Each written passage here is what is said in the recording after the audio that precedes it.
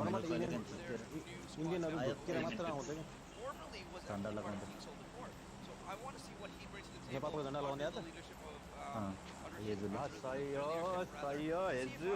how they mesh together as a team. Yeah, they also picked up a new fifth member. They're going to be swapping back and forth with Karakosh, kind of just depending on how each game goes. Yeah, and the thing is, we know a lot of teams brought out 5 players. Plays well here at LAN, right? Maybe use them for the fun. And one last thing for Fnatic. We spoke to them. They said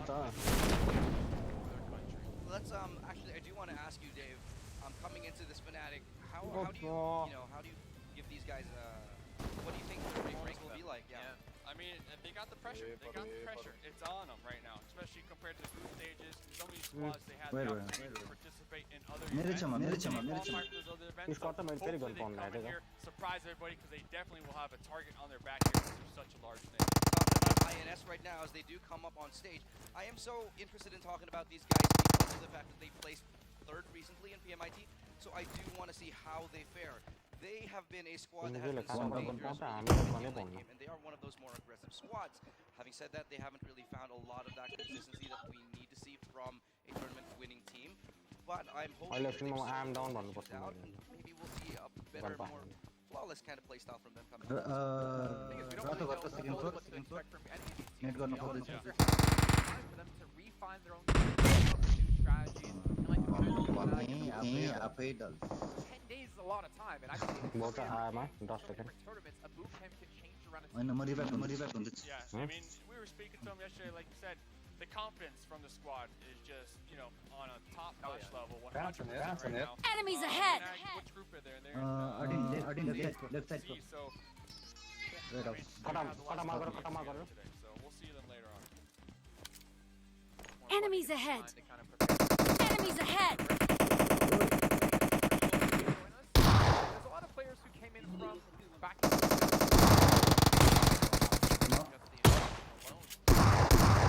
you get from that town crowd and obviously more than experience you get is really going to favor the teams who have that advantage. And a big one coming through. Yep, they did get 2nd place in the group stages with 89 kills. One of the players, very popular player on the squad. Recently, Snacks did finish with top 5 damage in the group Hey guys, Nepali छ Team Elementrix Team Elementrix खेलिरहेछ है yes खेल्ने वाला छ we saw Snacks on their Instagram 1v7 demonstrating some phenomenal gun discipline, so we'll see if they can bring that here today. I'm actually really interested in seeing how Snacks performs. I mean, he is known to be a sniper, going up against some of the best snipers here today. We hope to see that he goes. I want to see a sniper more at some point. That is what I'm looking for. Yeah. Enemies ahead! Ideal situation for me to see after Sandu as well. We talked about it. Enemies ahead! Speaking of Sandu, he's a support player for the team, but he top fragged over the group stage with 35 kills. Yeah, also another player that here. Existence with 29 kills, we had Carry with 20, and then maybe with 30 kills when it comes to the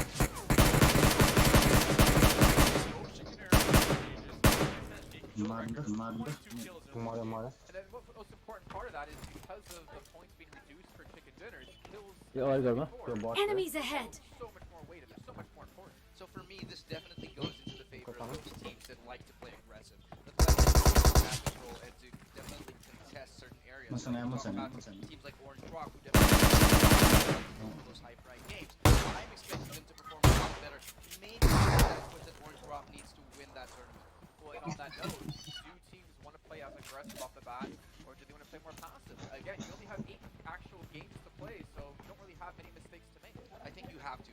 I think just because of the way that the tournament is structured, you have to be more aggressive. You cannot give up map control. It's not just that easy anymore. Of course, alright, we have Fish coming up next. It's a team I know you guys wanted to talk about as well a little bit. It's a team that we could expect to see moving through the ranks and potentially have a kind of a standout game, and we'll obviously see as the whole matches go on. Nepali छ guys, Nepali छ. One of the oldest clans actually in India. They are a team that has made their name Nepali team छ guys. But never really securing those top places. So we hope to see a better performance from them today. But it's going to be a lot to dig into. Don't dig into. Pull it up. He held up. Like we said, Brotherhood, they got 4th place. Solty squad guys. केटाहरुको के हो कस्तो nervous देखेको केटाहरु ल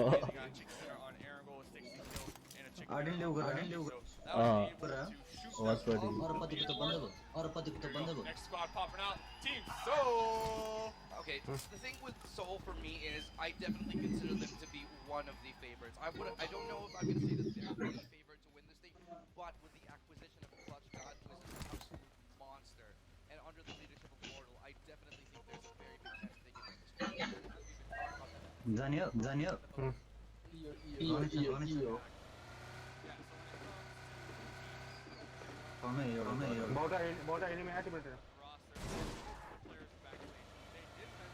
कहाँ छ त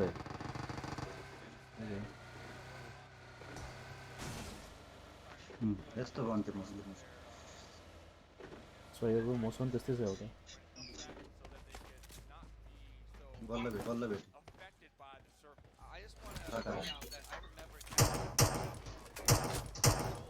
in PMIS, I think this year. Mortal won the game with a single nade to end the game. It was actually a 2-1. Yeah. Red zone छ let's go हाम्रो केटाहरु चाहिँ यो अंकल रिच समीर पौडेल के हो ब्रो कोलाई अंकल भने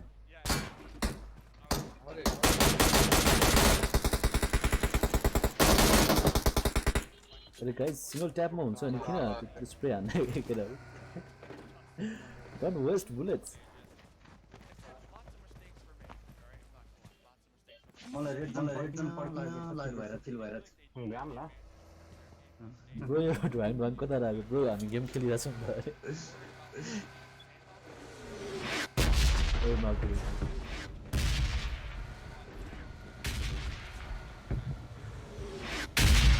ओइ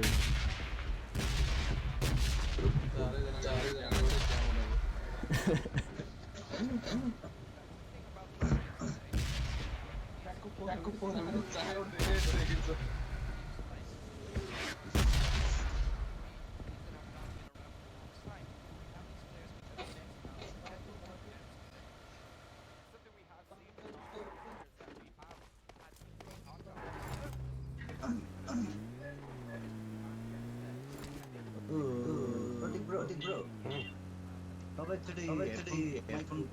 निकालेर हाल्नु त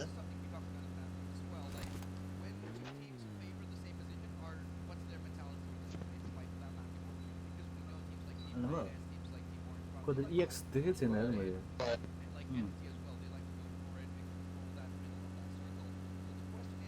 Why?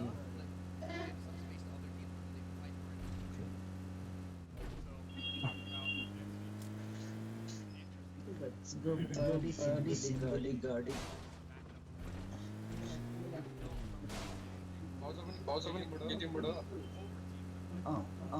Harden. होइन ब्रो होइन हार्डन का पास है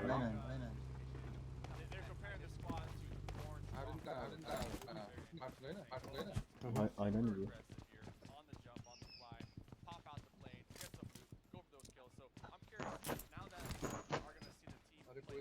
कोही त आइज यार मर्न अगाडि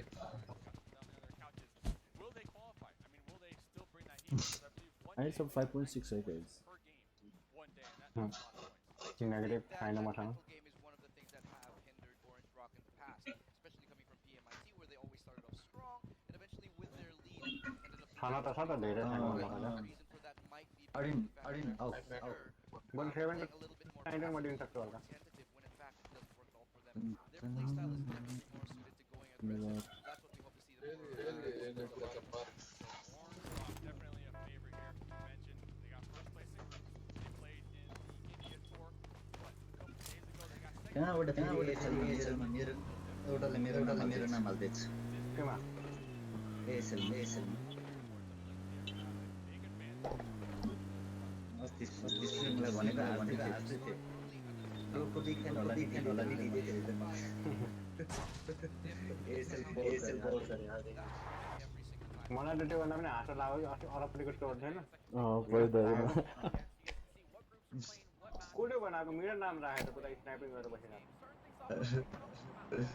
त्यो राज्य सम्हाल्नु तपाईँले त्यो चर्चमा होइन माथिबाट गेमिङ गरेर बस्छु राजेशसम्म Rajesh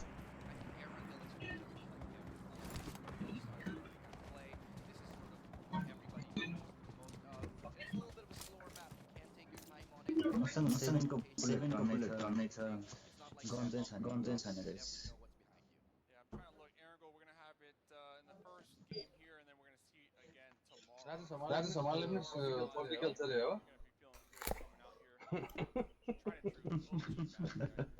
Gonna be feeling good coming out here. Trying to dribble a little too fast, guys. Ani ekanaले भनेको crowd हो रे I think it's really the best way to start on Erangel because you really get a feel for other Crowd कुन ठाउँको मान्छे crowd ठाउँ Sandhawk or Viking. Hit, fire it, mark. Hit, mark. Go ahead.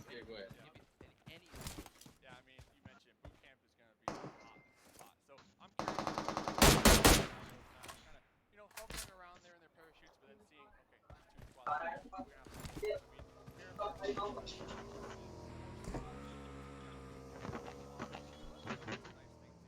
मैले 7 को 100 bullet drop गर्दैछु 5 ग्राम कसले मारेको हो हार्डिन मैले 7 को एटीएम छ चाहिन्छ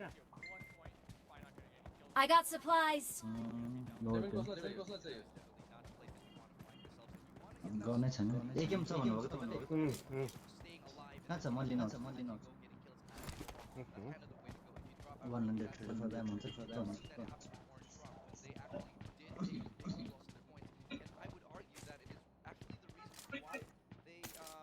स्मार्ट है एटीएम यहाँ चाहिँ I got supplies. मैले पनि जाँदै थिएँ एटीएम त्यहाँमा मैले 9mm गर्दै I got supplies. on their side. So they remember down.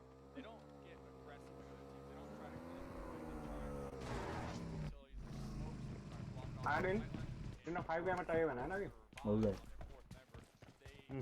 prioritize having 4 alive, make it to the end. That's how they get their chicken. They're such a good tactical team. I mean, I remember to this day Yes, thank you.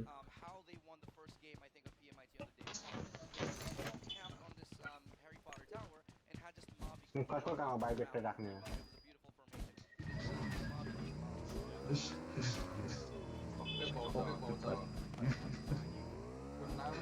It was a beautiful formation. Okay party Jom madum. गाडी लिएर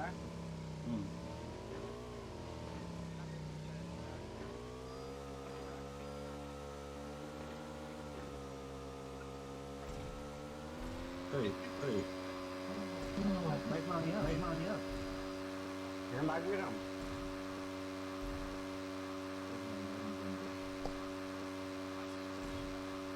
ओहो military हजुर के गर्नु उताबाट लेफ्टको bridge left जानु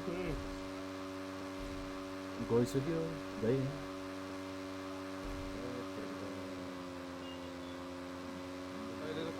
ए bridge camp छ भाइ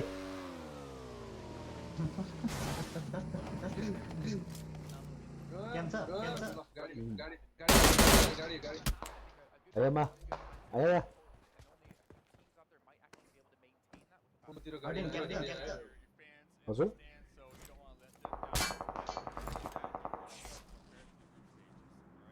क्याम्प छ पछाडिबाट गाडी आउँदैछ हाम्रो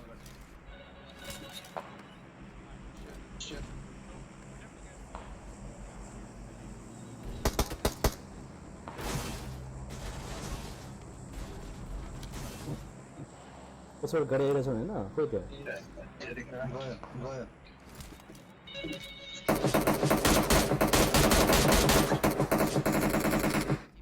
तुसा नै नक भयो यो कुन हो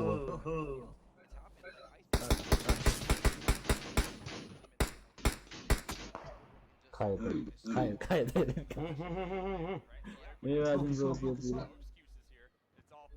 सत्यम दाइ कहाँ जानुभयो बे अब सत्यमलाई रिभाइभ गर्ने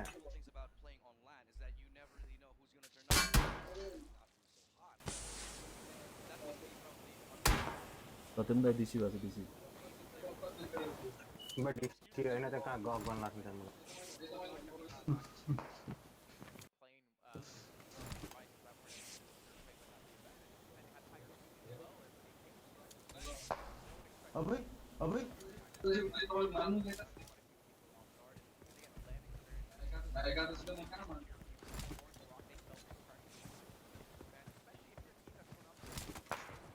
कहाँबाट हान्न त्यसले मलाई स्मोकमा मैले स्मोकमा खाएको थिएँ ऱ्यान्डम फायर गर्थे कहाँ कार 9 को ऱ्यान्डम फायर हुन्छ ब्रो यार भन्नाले गेस गरेर लाग्छ गेस एभ्री शट यस्तो लागिरहेको छ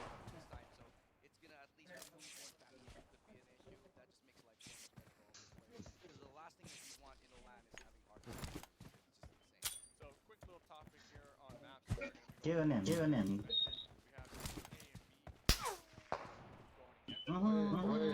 आर्टिन स्मोकमा हान्न छ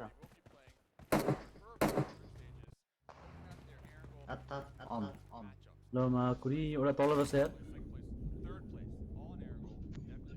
तल खसीको गाइज म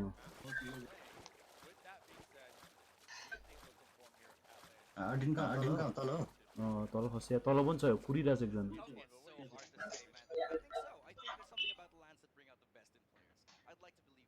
आर्टिन हजुर हामी यताबाट डाइभर्ट गर्छौँ गाडीमा भागेर नि तिमी त्यसलाई हेर है कस्तो गाडीमा तपाईँ पछाडिबाट घुमेर जानु त नाइ हामी सिधै गइरहेको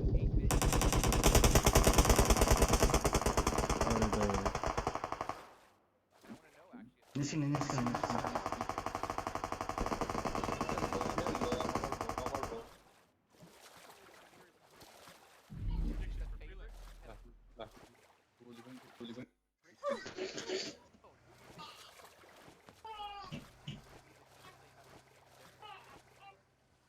खान्टीमा आउन सक्छौ म आउँछु त किन गाडी निकाले तिमीले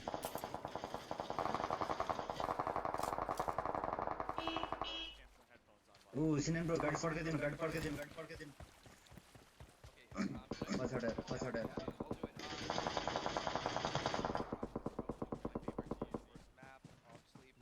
गोली त सिद्धै यार आर्टिन जोनमा आधा कहाँनिर छ मार्क पाउँदै एउटा यता घरमा हो ब्रोकन नर्मल छ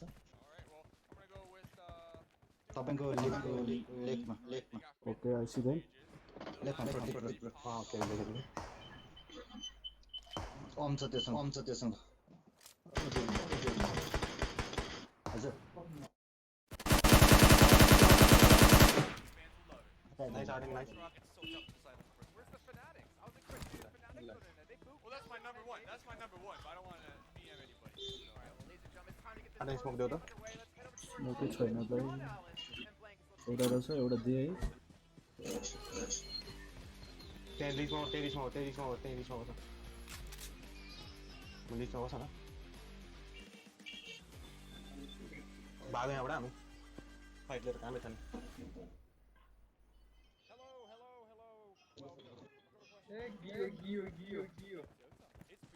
ल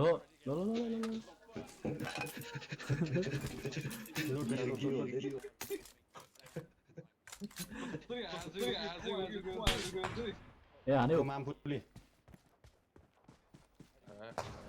राइटमा आइसकेको छ टावरमा मैले स्मोक दिएँ हाडेँ नि यहाँबाट निस्किनु पर्छ हामी अहिले रुफमा छ एउटा लङ रेन्ज कामै छैन एउटा रुफमा बसिरहेको छ कहाँ छ गाडी कहाँ छ त गाडी छैन भाग्नुपर्छ त्यही त भनेको छ नि बाई फुट बाघ मिल्का बाघ यहाँबाट यहाँ बसेर कामै छैन यिनीहरूको गाडी पड्कायो हो तपाईँलाई हाम्रो गाडी पड्क्यो ए मुनि पनि छ एउटा साला यार कहाँबाट मोना तिमीहरूको खेल्ने तरिका हेरेर लास्ट शङ्का लगाएर छ मलाई तिनको कुरा सुन्यो म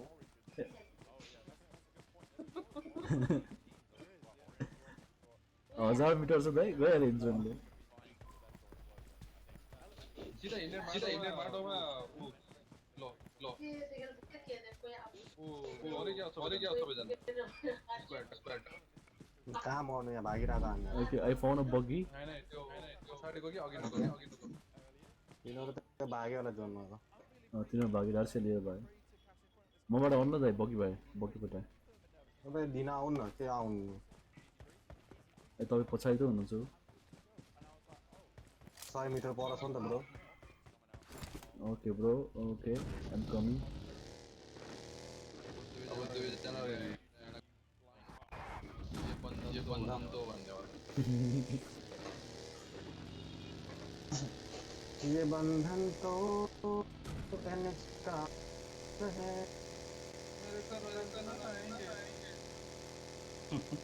मेरे बहुत चार साथ दिन नया आएंगे हाँ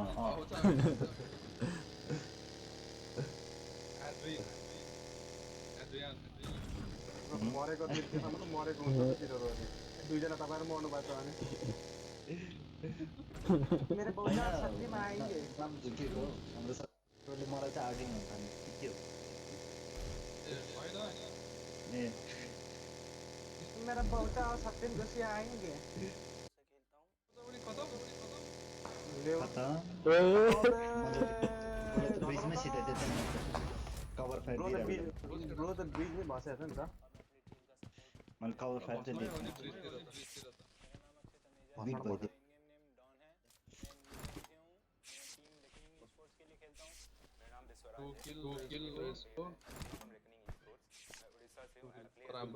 दाइ उसमा के 345 होल्ड अन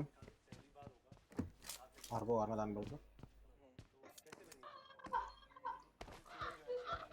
ए को यो बच्चा माथि रिचमा 275 तिर यसमा किल तोड्न पाए रमाइलो हुन्छ कि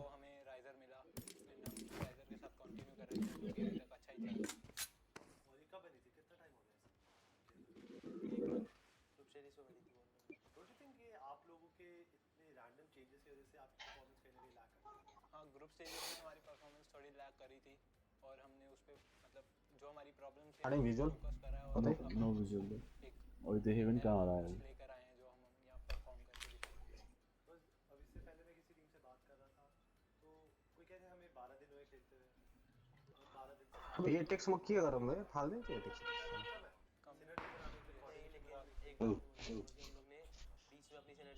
त्यसले चाहिने रहेछ टेक्स मागे पहिला जस्तो सिजन 2 जस्तो यदि सल्लाह लाग्ने भइदियो कि एटेक्स त ठोक्दिन्थ्यो सिंगल शटमा AM4 मा त ढकाढक गरेर सिजन 2 सम्म लाग्थ्यो सिजन 2 कि 3 सम्म लाग्थ्यो क्या 3 मा लाग्दैन थियो 3 मा लाग्दैन 2 सम्म मात्र पहिला त म हरेक गनमा एटेक्स राखेर बस्थेँ सुरुमा खेल्न आउँदैन सुरुमा खेल्न आउँदै टाढाबाट एक गेमले ढसक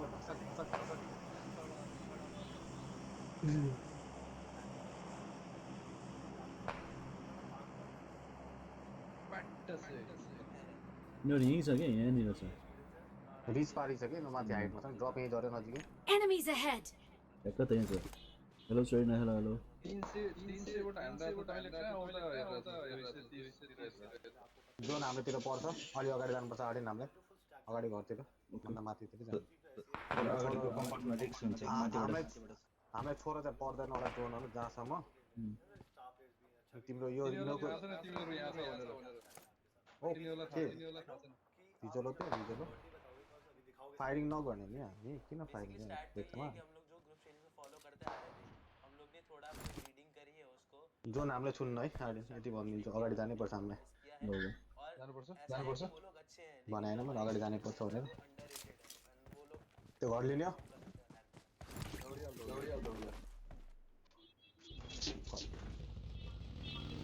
एक मिनट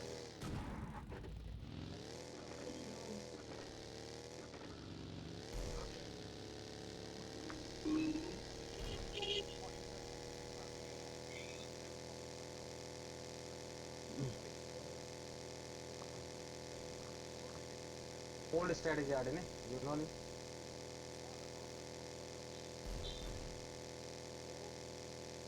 माकुरे जलैमा अबे ओल्ड स्ट्रेटेजी रे साला यहाँ त रिचमा त बुझ्नै छैन त हाइटै छैन र यहाँ मान्छे दुईटा गाडी छ दाइ दुईटा गाडी छ दुईटा टु भेहिकल यहाँ अरे के भाले भएन मर्ने कि मार्ने हो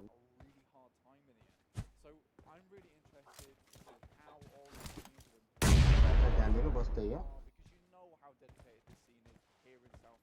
पछाडि हाम्रो क्लियर छ राइट र लेफ्ट ध्यान दिनु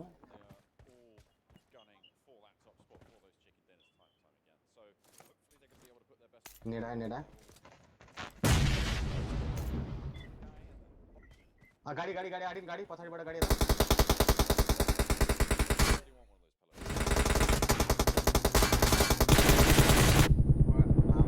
गेट कोले हाने घरको आडिन यता आयो भाइ ठोकी भाइ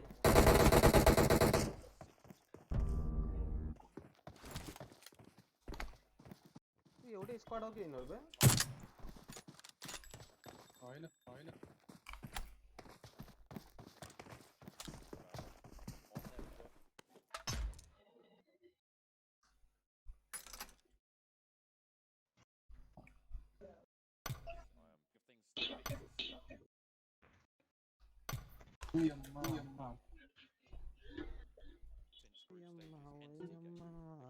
Ten plus, 1 plus.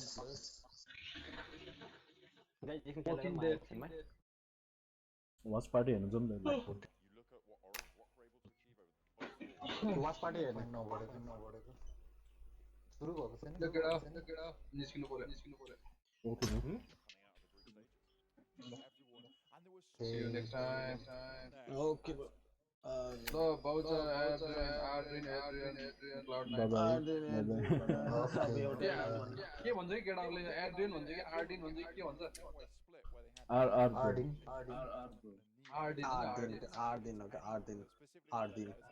मलाई त एड्रिन मात्र भन्नु आउँछ 8 दिन के 4 दिन 5 दिन 6 दिन 7 दिन अनि त्यसपछि 8 दिन के ए 8 दिन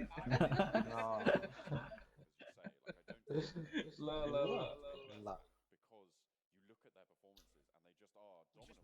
मार्कुसन टिपिकली पोलिटिकल बसेछ यार जोकर जाम लु हेरौँ न एकछिन टाइम पास गरौँ त आर्डिनको भ्युज पनि बढाइदिउँ गरौँ ओके ट्रेटेको मनिस के ओके ब्रो मनिस निस्किन्छ रमाइलो केटाहरु सपोर्ट हाल्नु ओके आई एम ओपन त्यसो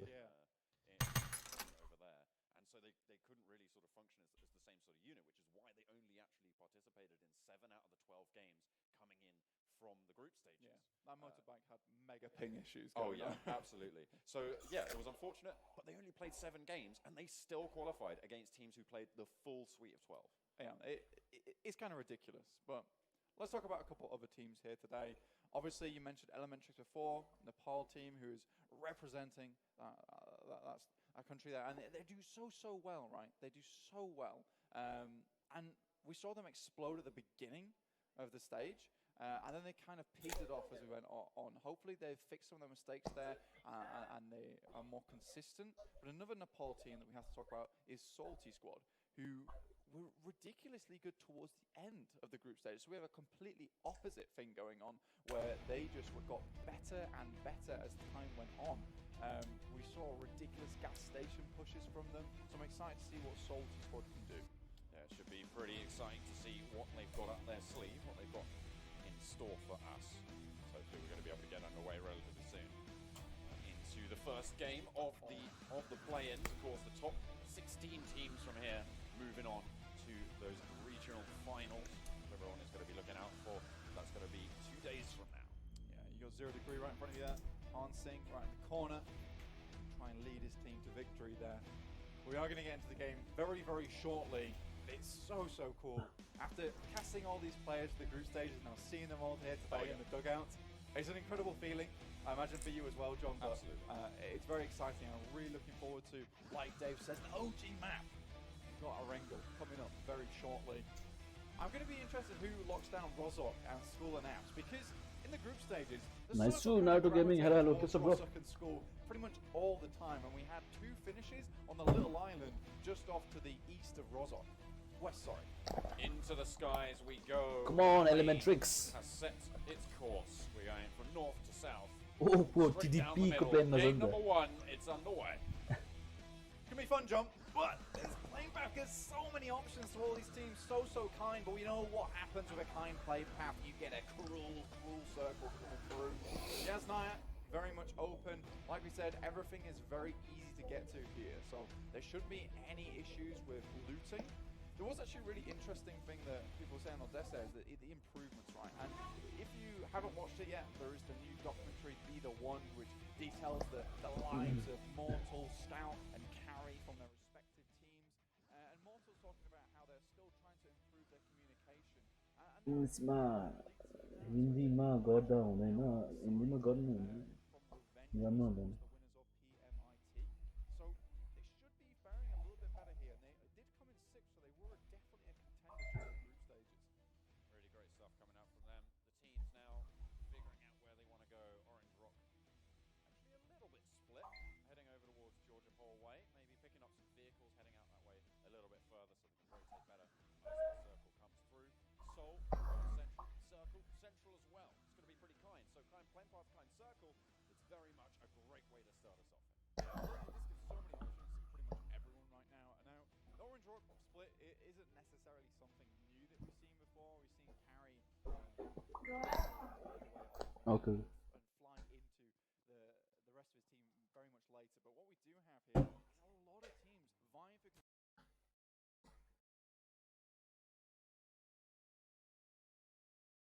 control on that military base. And that's exactly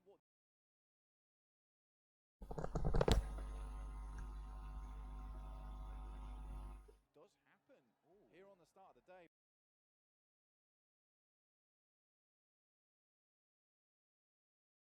But that is Sandu going down, a massive pickoff onto Orange. Well, he was the fragger in the entirety. Okay guys, अब TDP-हरु र Tim 9 मा को छ यो? Block is being contested, Trusted Process and Mega X. मेरो stream के हो के हो? We've got Elementrix, couple of Astronaut, but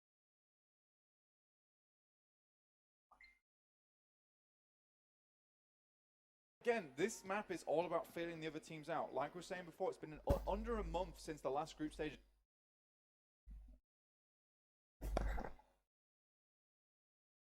Just came through a lot onto this fight with Mega X. Might be pretty tricky for Mega X to figure it out.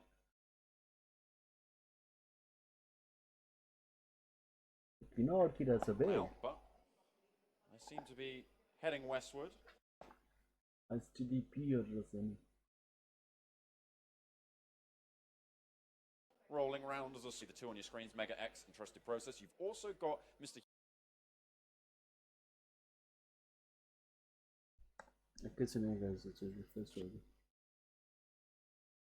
First casualty, Snacks gets it done, and they take down both of those players with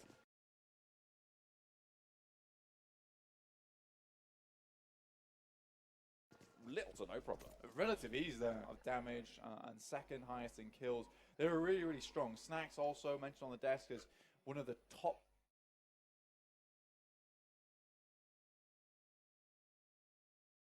players within India at the moment. This guy is incredible. He is really, really scary. Fuscus brand from Maximus X.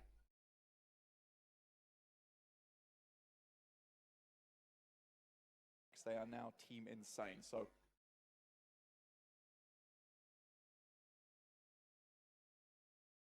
just to clear up any confusion there. Oh, there we go.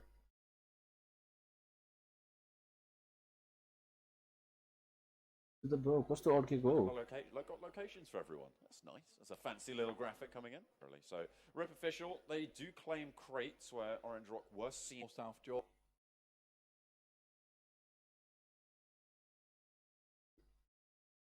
You get a decent amount of loot, but Rip Official, like you say, they are just hanging around like some vultures ready to pounce on Orange Rock at a moment's notice. But Rip Official, this was one of the relatively bottom end teams from the group stages. Now Orange Rock, when we had a sit down with them, they were saying that these lower end teams were hot dropping them all the time in scrims, and why not? Ooh, they are the best team, and the best way to learn is from the best team in South Asia currently. So if you can just learn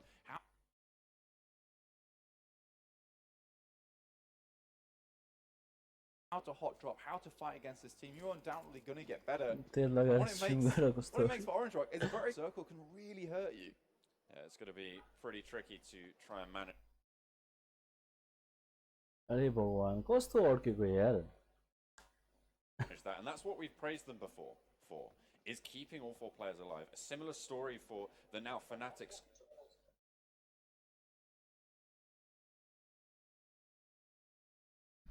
squad coming on through. So really, really important to have that pressure. Likely to do if you have all 4 alive. 25.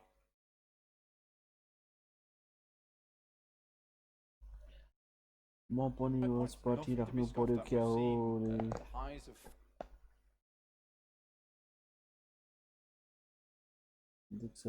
scored 40, but really that 25 to 32 range is really all you'll see. Orion come away with what's that, 32 points overall, which is not bad at all for the team. Anyway, currently they don't have to move too much. Seoul are probably in the best position around school and apps. They can fend off anyone who comes towards them. And when you play central, usually you sacrifice loot, right? Because you have to move there quickly. But because Seoul is on school and apps, they already have damn good loot.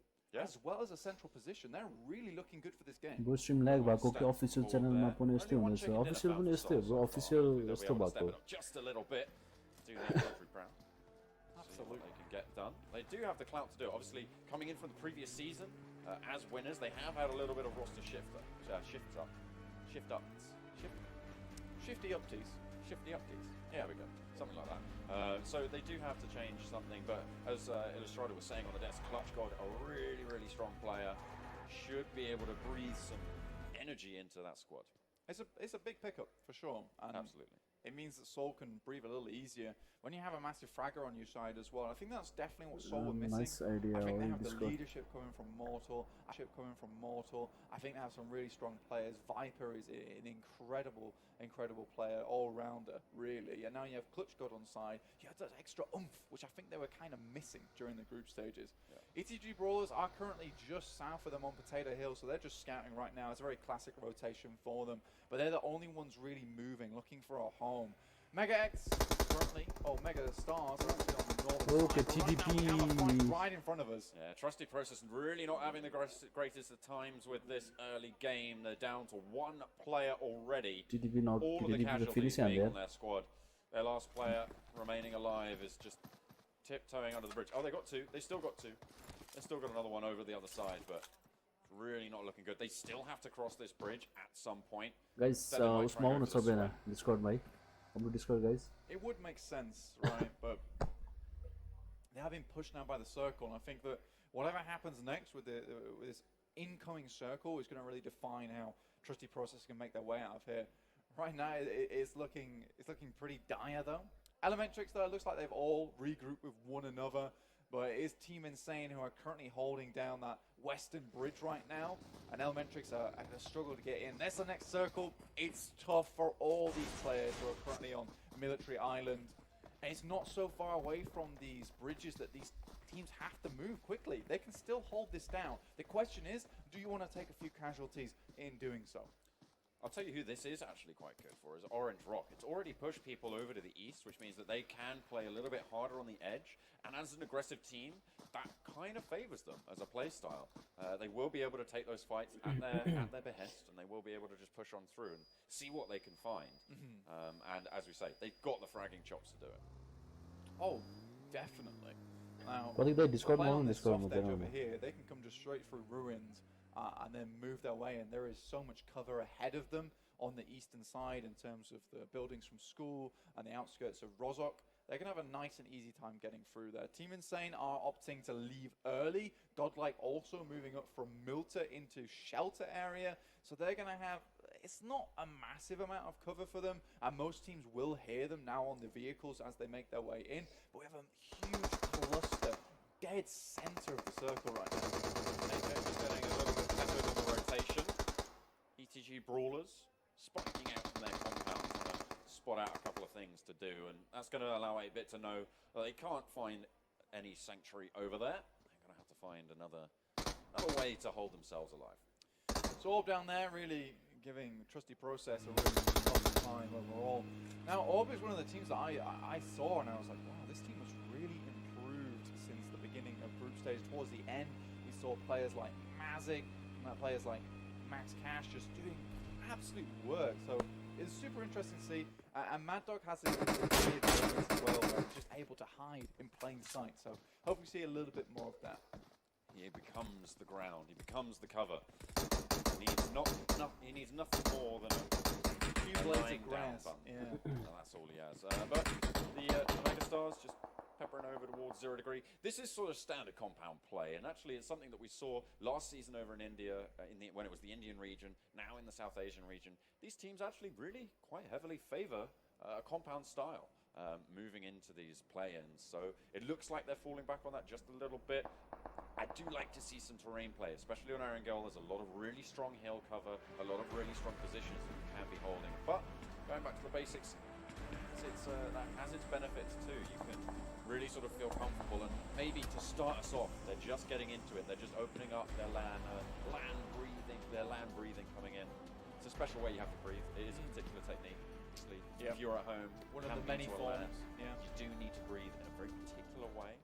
It's very important. Otherwise, you do just. The admins check that you're breathing properly. They do. They come over, they touch your chest, and you're like, "Are you land breathing?" They've got one of those stethoscope. They check special one. Oh yeah. Now that is all not true. Now with all these teams in the compounds, like you were saying before, though, John, I think it's definitely more leaning on this favor of that. When we first saw South Asia, they were a very passive region, and I definitely commented on this in the global finals. Obviously, I wasn't there for the spring split, but it's something I definitely noticed was they'd go, at least Seoul would go to a compound, stay there too long, even after getting a really good position, but refusing to move because they were scared to make that rotation. Towards the end of the group stage, we saw teams just ping-ponging all over the place, and it was very fun, very dynamic.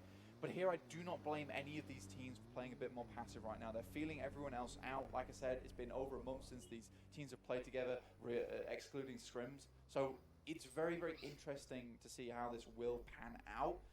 But I think it will be a lot of compound play, especially in this area in south of Yasnaya. Game sound only bolaunu पर्यो. Game sound यस्तै नै हो bro. Now the next rotation came through. The players from Military Island all rotate relatively unharried.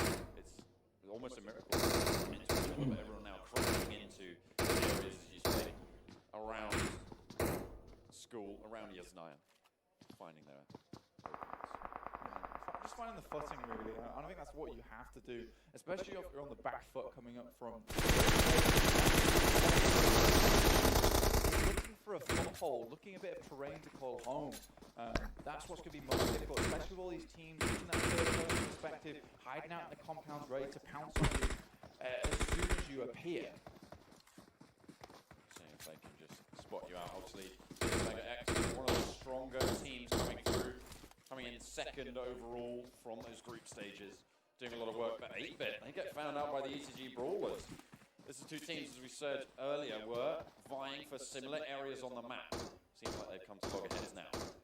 ETG Brawlers got a couple of good players on the team. They didn't have the massive group stages that we expected them to. Obviously, they've got the iconic players in the form of Iconic, as well as Nova, who are very well known in their country. And it's great to see them popping off right now. We'll see if they can continue doing it. Currently, 8-bit do hold down this compound, which is quite strong. But look at all the vehicles. They're ready to leave at a moment's notice. They do have to worry about 0 degree, though, but this hillside might give them a little bit of cover in terms of line of sight. What they do have to worry about, though... Person bro, Discord mom, Discord. They're going to be very tricky. Oh dear, Trusty Process really not having the best time of it, losing yet another player. Sorry, Dave. Looks like they're not going to be able to do too much more into this game. Currently on 0 points. Check it out there, Orb sat up top. 2 kills for them. That one relatively early on into the game. So Orb official, ETG Brawlers, RIP official as well. Not teams you'd expect to be on top, but obviously this is only 15 minutes into the Playins. So a lot can happen in the next 10 to 15 minutes as we close out Erangel. But I'm excited to see what happens next. We do have now a little bit of a better look of where these teams are playing from. Entity currently in Yasnaya, a team that we didn't really see very much right now, but it seems to be playing safe, and they're ready to move in. Next circle does pop right now, right on top of Megastars. They've moved all the way down from Severny. Made a great rotation past Yasnaya and into a position where they can just control the fields just south of Yasnaya. It's going to be a very difficult rotation for Entity. They're going to lose some vehicles undoubtedly. See what they can use. It is a resource that you can sort of start to invest moving forwards in the game, moving forwards in the into the process of these circles closing down on you. Vehicles become cover, they become mobile setups, and you can really do that. Speaking of this position, this is the difficulty really do that. Speaking of this position, this is the difficulty that you have when you start to invest in compounds. ETG brawlers, they can go anywhere, they can just leave at any time, whereas exiting a compound, a lot harder. Thinking of trying to get into a compound though, is even more difficult than that. Seems like Rip Official are finding that out. 0 Degree and Synergy all shooting on their way. They know exactly where they are. They've already lost one. Tries to crawl in, but it's not going to go his way. Major Alpha able to claim that. Synergy pick up a kill. Synergy looking to make another miracle performance here in the play-ins. Obviously in the group stages they were quite far down on the rankings, but they had a ridiculously good last match 2. And they managed to get the chicken dinner and jump up a lot of points, actually forcing Hydra out of the runnings. Obviously, Hydra had some really strong firepower, but just were not consistent enough. And Synergy were just able to make it happen. So I'm excited to see what they can do during the play-ins, because they have been basically, they've climbed up from the pit of group stages, peeked their head over, and now they've got another pit to climb, and it is the play-ins itself.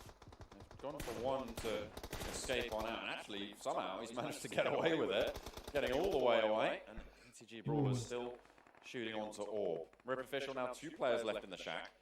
They sent one of their players out wide to try and head off, but they are going to crash straight into the Soul. That might not be the best of ideas. Entity now defending on the northeast of the circle. Off against Godlike for now, as they are taking that fight. The fields south of Yasnaya, very difficult to navigate.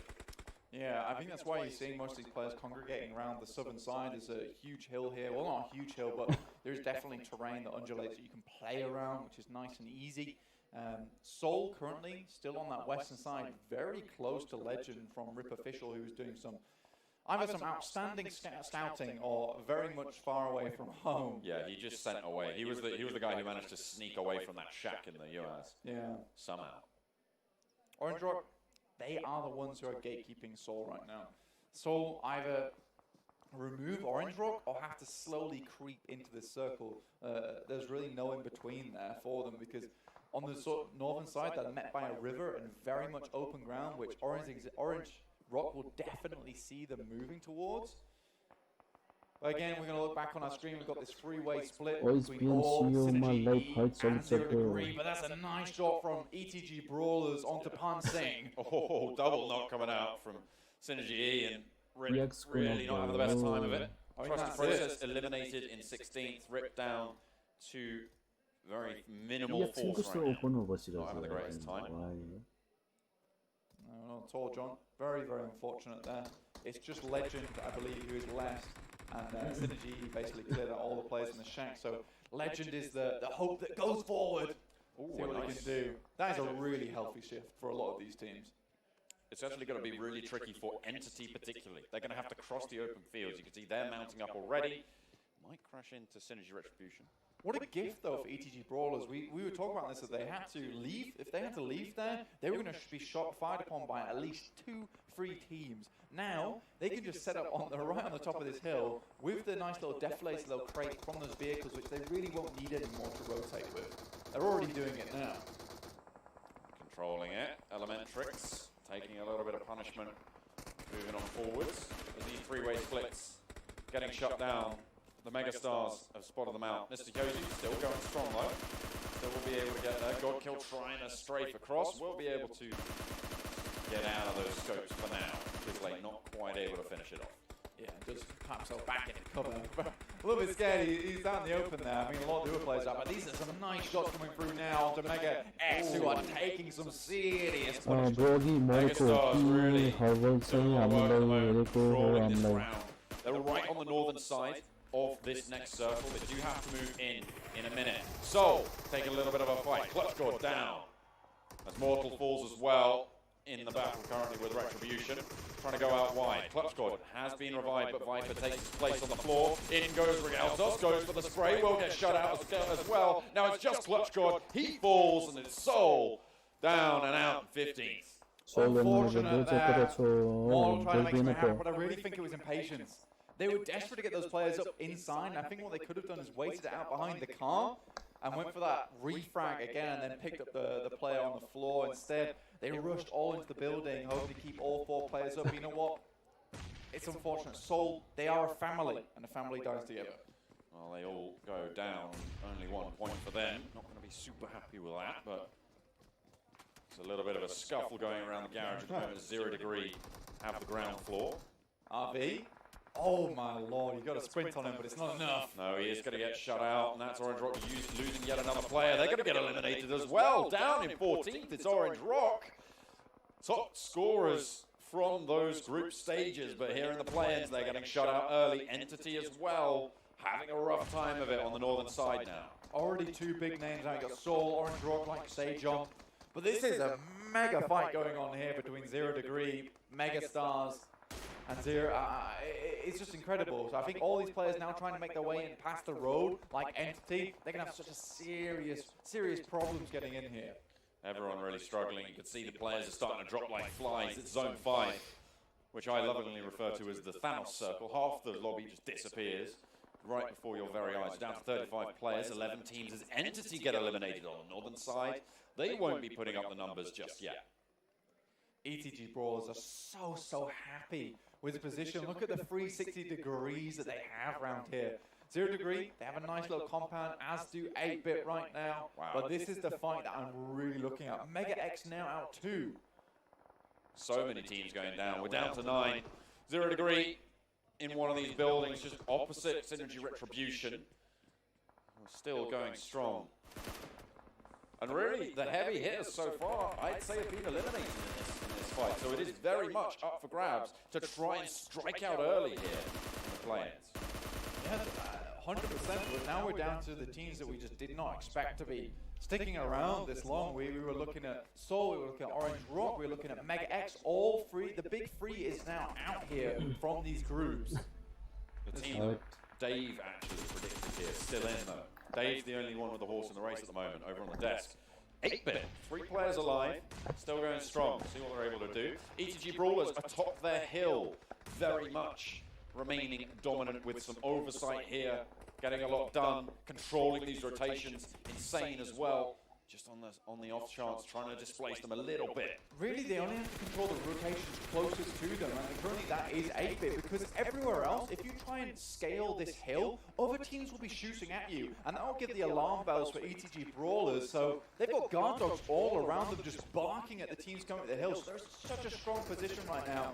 If you had to put money on anyone winning this one, it would definitely be ETG Brawlers. Well, they've just taken a knock actually over from the sidelines. They won't be able to pick that one up, but I agree with you. Definitely the strongest position in my eyes right now. The circle will be shifting in just a little bit, but it's only really going to be Godlike who have to move in. This is a good nade actually from the buildings. ETG. Dark throws it down. Over onto RV. Wasn't actually his anything. Is it going to pop? Not too sure if it found too much. Oh dear. Synergy Retribution.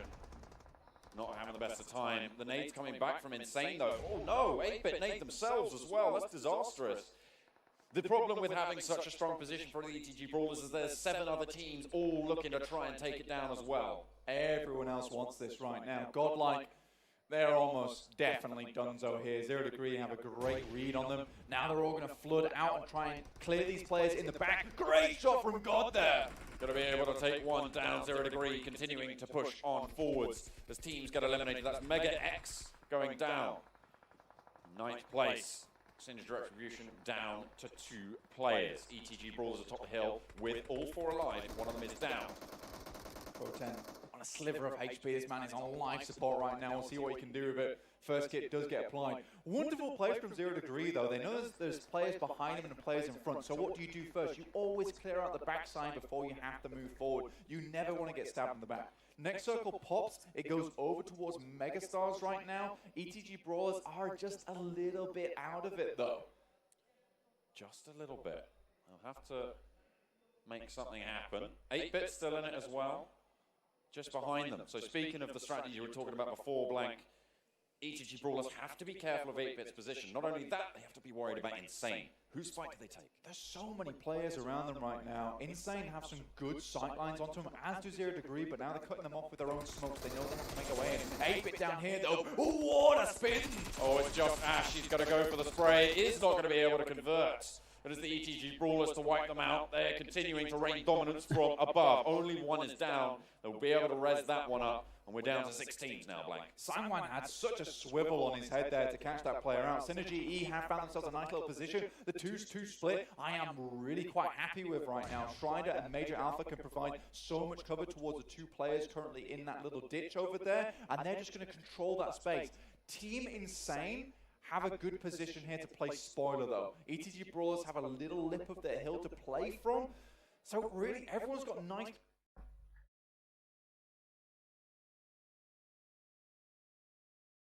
positions because there's so much, like, I guess, moving terrain over this last circle. Yeah, there's a lot of undulations, a lot of deflates to play in, but Synergy E with that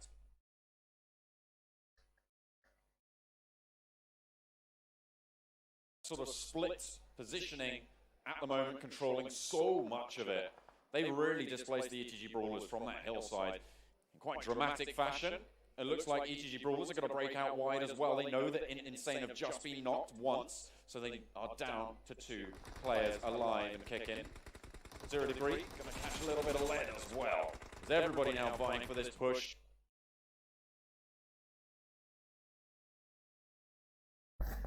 It's going to be deadly. It's going to be quite a fight as well, but currently the Synergy E are doing really well. What a wonderful start of the day it would be to end group stages with a miracle chicken dinner and then come into play-ins and get another chicken dinner here. It would be pretty spectacular. Obviously, 2 games being played on this current matchup of groups, so they'll have to try and push through to the second to get another one on board. We're down to 5 teams. 8 kills already for the ETG Brawlers, a really huge number being posted. No matter what, they've had a great game. Everybody else really who's left alive, a similar story. ETG Brawlers are doing a really good job to keep all 4 members alive, and I like this little... They've got a wave going on here, which is going to just collapse over the rest of the team as they just push on over as a squad. Megastar's now taking a lot of fire from over the side from 0 Degree. Oh, trades going off between Insane and ETG Brawlers. Back and forth, and the Brawlers finally lose one. They're down to 3 now. The Megastars, in the meantime, they're pushing over. They're trying to wipe out 0 Degree. Only 2 players for them, and they will be able to eliminate Insane in the process. 0 Degree now, still alive. 10 kills for them. The Brawlers with 10 as well. Now I'm just going to continue to get pushed on through. Now it's down to the big 2 from these final circles. The Brawlers and Synergy E clapping at each other. Major Alpha's had some really good spray so far, just perfectly understanding where these players are posted at. He does not want to move a muscle right now. Austin has ridiculously good position here, so much cover just to pop up and use that like elevator position to get a better eye line over the top of these players, but this Gillisu on Nova could prove crucial. They still hold the high ground, but that's Major Alpha down. 3v1 now, John. It's so tricky to win these. Austin going to try and get it. He's in the dirt. He's trying to go for the spray. He's on the floor, and he will stay there. It is the Brawlers. They will take it home. Game number 1 for the Playins goes their way.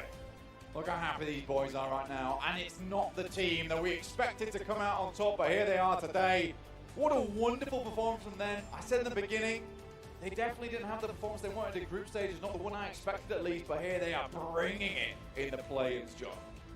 Everything's gone topsy-turvy in the first game, and this is the excitement that a LAN tournament can bring you. So great to have these teams here, and when you put them under pressure, the diamonds form. It's going to be ETG Brawlers on the first.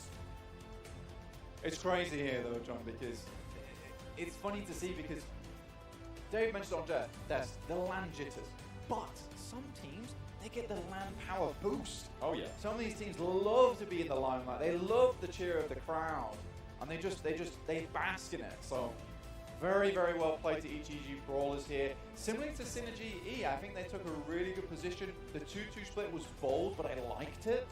I think it did come back to bite them in the end because they just could not control that high ground so well. And I think when the circle ended up there and really ETG controllers continue to control that high ground, where they could just look down upon those players beneath, Austin couldn't really take advantage of that position. I think maybe he could have popped up sooner, but again, these are minor mistakes, which in the moment are very hard to fix. It's so difficult to overcome a man disadvantage in those final circles. It is just so tricky. And unfortunately, they weren't able to do it. But they still have a great game on the cards. I think they got 7 kills at the end of it across it. So that's second place with 7 kills, bring them up to 21 points total. A really, really nice scoreline for them to kick off their showing. Now, you said it there, it's so hard when you're man down trying to fight back. And if we look to the final, I think it was the group stages, maybe the semi-finals of the NA PMCO, right? There was only one team that I've seen from the entirety of the PMCO that I've watched was Pittsburgh Knights, who were able to pull off a 3v1. So anywhere else, I've never seen it. So that man advantage, like you say, is hugely important and something that you guys have to watch out for at home. As soon as a player goes down, unless a response comes through very quickly, whilst you know where that player is, you are more than likely going to lose that matchup. For reference, we're looking for the top 16 teams here, right? Which means that we need to sort of look at how many points each of these teams are going to get on average over the course of their 8 games that each team is playing. Generally, you're looking around, if you're over 8, that should, in theory, if you crunch the numbers, that should, in theory, be where your benchmark is to try and make it into those final stages. You want to be in the top 2/3 of the teams here, right? So 9 points on average should see you through. You want to be breaking 10 in order to solidify your spot in those regional finals from the players. Well, the mega stars in front of us there, walking out, looking to make a few adjustments. They did get very unlucky. They came down from severity and the circle just wouldn't stop moving away from them. And especially when you come down to the S9, it's the fields, you're going to come through there, you are taking so much heavy fire, and at best you're going to lose a player and make your way in, but they just kept having to walk forward, sludging down past the S9, really pulling on the boots there, so quite unfortunate for them. But going forward, I think we're going to be playing on maps where maybe these teams aren't so comfortable anymore, because we're no longer in Erangel. We're going to be playing Vikendi, Sandhawk, and Miramar for the rest of the day. So it'll be interesting to see how these players shape up, and is it something they've worked on in their downtime? That's what we're going to have to look out for. Obviously, only 8 games to play for each of these teams in the play-ins. There's 12 games total, but of course we've got 3 groups, so we do have to swap them in and out. Each team taking 4 games as a break. Entity really didn't have the sort of showing that I wanted from them in the start here. Not getting super far into these circles and not having the same sort of impact. But we are going to be heading back over to our analyst desk to tell us exactly what they made of that circle, what they thought about those final games and the final throws. So back over to you, Jason. Thank you very much, guys. And yeah, that was a very hectic and crazy game, considering the favorites that we talked about for it feels like half an hour here on the desk, dropping out so early. And speaking of dropping out early, Sandu, the first one to go down, the highest fragger from the group stage.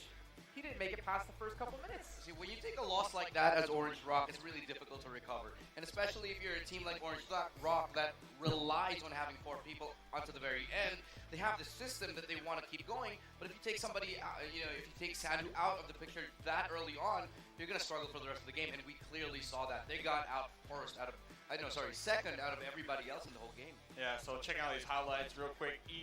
ETG Brawlers, they did have an interesting hole. They were doing a 3-1 split. They lost that one solo member that did go up to North, leaving them with just 3 members alive. I was getting a little nervous for them. Yes, they had the high ground. Yes, they had some smoke utility. We did have Austin over there trying to play spoiler, getting some nice shots onto one of the members onto Dark, but just not able to confirm any kills off that. Good try. I do have to say that EDG, their positioning in that last game was immaculate. I mean, all throughout, finding the right hills, just sort of positioned themselves on. And they actually, to be honest, they got a little bit lucky with the circle. They never really had to readjust, and when they did, it was very minimal amounts. That definitely kept them alive, but being coordinated as they were, taking the fights they needed to take, that kept them alive long enough to win them the game. Yeah, I mean, it was circle number 5, right? They were blessed by the circle gods, I'm going to say, but they utilized their positioning so well. They had 4 vehicles. They made a little fort. They had a 360-degree angles held onto them, so they had to protect their sides, all sides.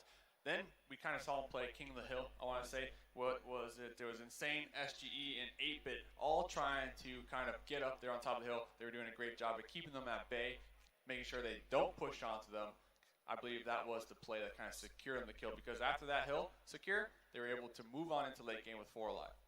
Well, speaking of praying to the Circle Gods, one team we have to talk about, as you heard John mention it, is Entity. They were in Yasnaya, they landed there, they have the zone for the first 4 circles, then eventually they moved out. But this is a team that dropped out in 12th place. This is a team that basically had everything they needed going into this actual round, and yet they fell early. Yeah, you know, the thing with Yasnaya is moving out of Yasnaya is basically a death trap.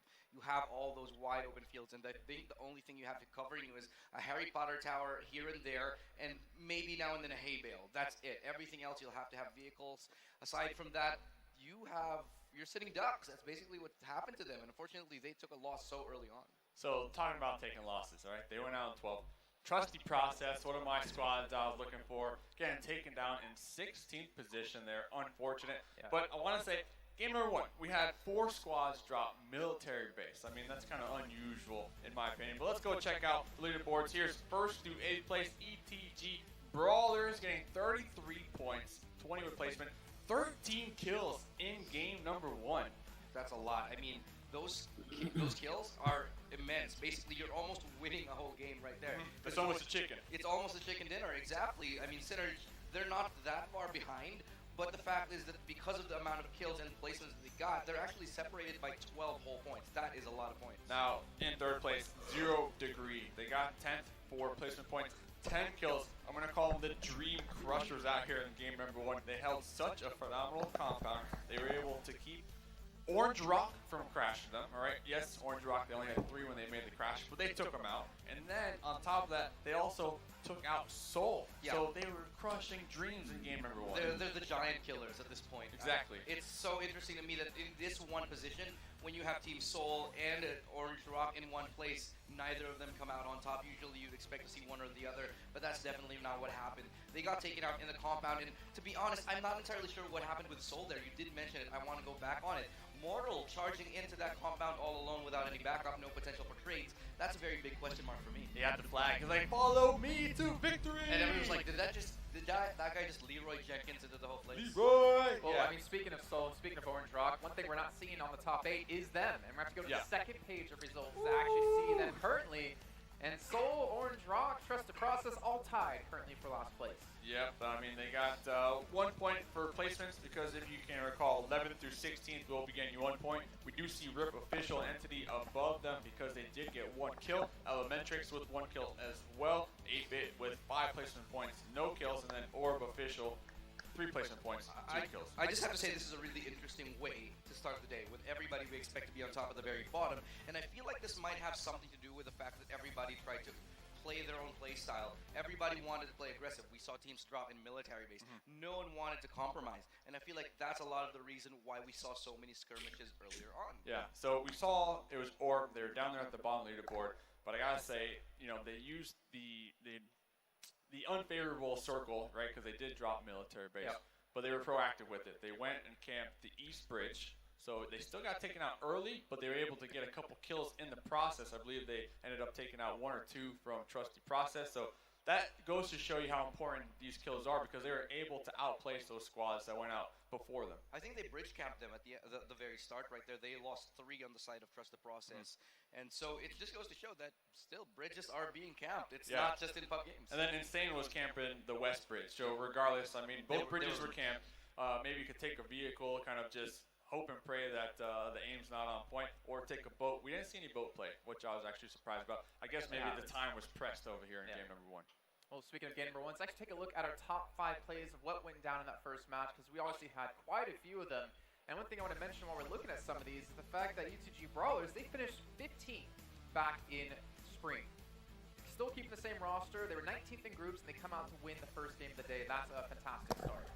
And we're going to see 6 kills, 732 damage in 1 game. Going to be racking up the kills for game number 1, and then behind them, you got 5 kills, 4 kills, 4 kills, and then 3. So definitely a confidence booster coming into day number 1, game number 1. You're already fragging out, you're already putting numbers on the board. Yeah, I mean, I just want to point out, Major Alpha getting 780 damage right there with only 4 kills though, but still, it just goes to show how aggressive these guys still want to play. Major Alpha, he's looking very good, and Team Synergy, I know we haven't discussed them a lot either, but I feel like right now everybody's sort of looking at, oh, who are these guys? EDG Brawler, Synergy, we have to keep an eye on them too now. Suddenly the playing field is wide open. Well, the fact is, going into the 7th zone, they were the only 2 teams with all 4 players left alive. So that kind of shows they're really focused on getting the placings, getting the positions against the teams, and then use that to their advantage. Yeah, they're kind of snaking it out compared to ETG, who were being proactive with it. They were all standing up, trying to survey the area, trying to make sure to clean out these snakes because they learned their lesson when they lost that one member that didn't do that split. They were taken down pretty early on when it comes to that. We'll see, though. I mean, like you said, some names that, none of us expected, at least in game number 1. And looking at only game number 1 now done, that's the first match of all these teams, 7 or 8 matches in total. They have 7 left to go, and they've already had at least 4 Orange Rock and Team Soul at the bottom of the table. Now, if you're them, if you're playing as their team, do you start to get more aggressive now? Do you still try to play, maybe like that was just a one-off, right? It was just a bad start for you. Do you go into the next map and you play the same style, or do you change things up? I feel like this is when expertise and experience comes into the picture for most veteran teams right here. More veteran teams should know that they shouldn't let this get into their head, that this is just probably just a one-off, that their performance isn't usually like this, so they have to mentally reset themselves, and this is where you see the mental fortitude of players start to come in. They need to be able to say, okay, we had an off game, we'll come back into the next one and do that much better. Yeah, I mean, don't let it tilt you. Maybe forget about it. We'll talk about it later at the end of the day when we review the VODs, but you gotta take every game fresh, stay confident with that momentum. You brought up Orange Rock, I believe. Early on, they were fighting in containers against RIP. They lost one early on. I did like that they were playing extremely passive, as they only had 3 members alive. They pushed into, I believe, zone 3 and 4 pretty late. We saw them kind of in a skirmish for a crate with Soul. That was pretty interesting. And then, like we said, 0 Degree just cleaning up those teams in the West. But the problem is, for me, Orange Rock, when I look at Orange Rock, their playstyle is known for me to be very tactical. They like to clear the map together, getting kills as they go through, and then holding the center. Problem is, we saw none of that. Because of the fact that they lost Sanhu early, I feel like that affected their confidence by so much that they didn't take any fights at all. Yeah, we'll see, because yesterday, speaking to Orange Rock, they said, okay, if we do good games 1 and 2, if we're in first place, top 5 on leaderboards, we're probably going to play a little passive, try to get some compounds, try to camp it out. But if we do have some poor games early on, we're going to have to put full metal to the floor, right? Guns blazing, aggression, they're going to be rushing everything. So we'll see if they're going to live up to what they told us yesterday, at least. Yeah, we'll find out. That does wrap out our first game with a nice little bow as we head into a short break. And when we come back, we're switching things up. We're heading over to the Kennedy.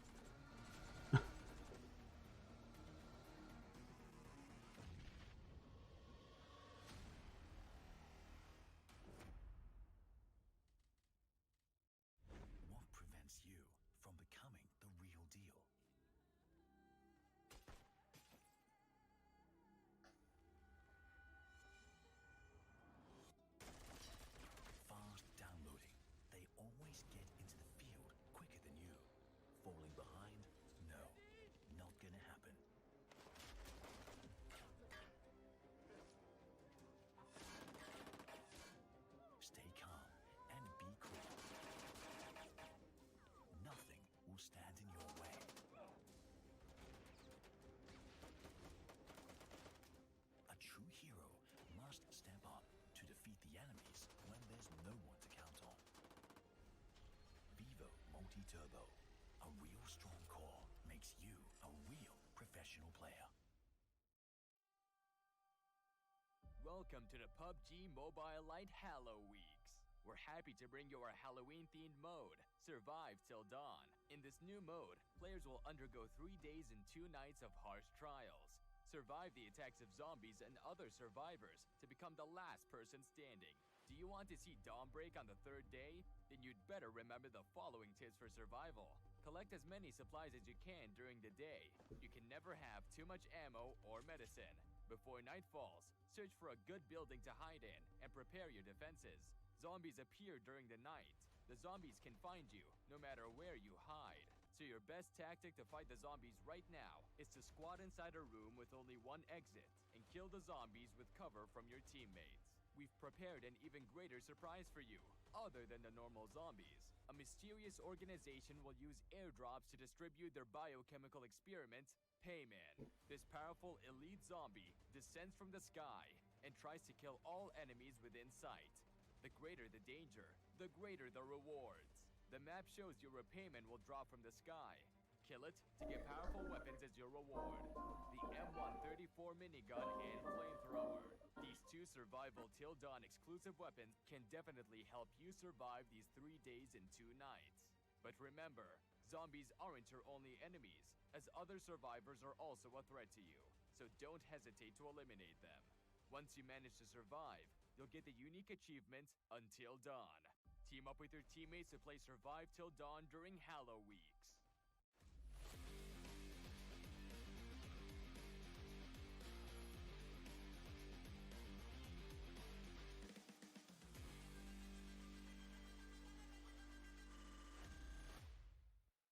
Welcome back, everyone, as we have that first game done and dusted. Now we're moving over onto a little bit of a chillier map, over onto Vikendi. We already had ETG Brawlers taking home the first chicken dinner of the day. Now with still 5 more games to come up, looking forward to Vikendi. How are the teams going to switch mentally into this next map? Yeah, normally I'd say Vikendi should level the playing field a little bit more because not everybody practices Vikendi a lot.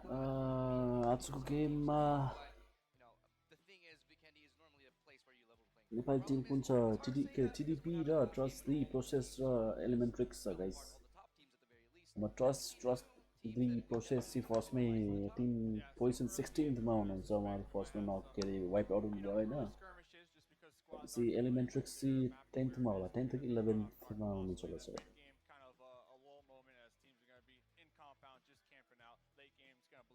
I'm going to put it on the record right now. Circle number 7, I want to say we'll have 12 teams. Really? Circle 7. Really? Hold me to it. Hold me to it. Write it down in the book. Circle 7, 12 teams. Vikendi. Let's see if I'm right. So Orange Rock, Seoul, Mega X. If you're wrong, you shave the mustache. No. Orange Rock, Seoul, Mega X. Challenging game number 1. All right. Rough start, like you mentioned before the break. Hopefully they don't let this tilt them. Yeah, hopefully. I don't imagine so. I imagine that these teams will be prepared for this kind of thing to happen, that they get relatively unlucky and they get taken out early. Question is, however, what will they do come to Vikendi? Do they want to play it more aggressive? Do they want to play it a little bit more safe? Yeah, bro, 11th ma होला 3 points. I'm thinking, and in my opinion, the 2 place point or 1 kill point. is to just play your game. Don't think about how you placed last one. Just keep doing it, because the more you think about the last game, the more it sort of tilts you. Yeah, and then BTG Brawlers. The momentum. They had, what, 13 kills in game number 1.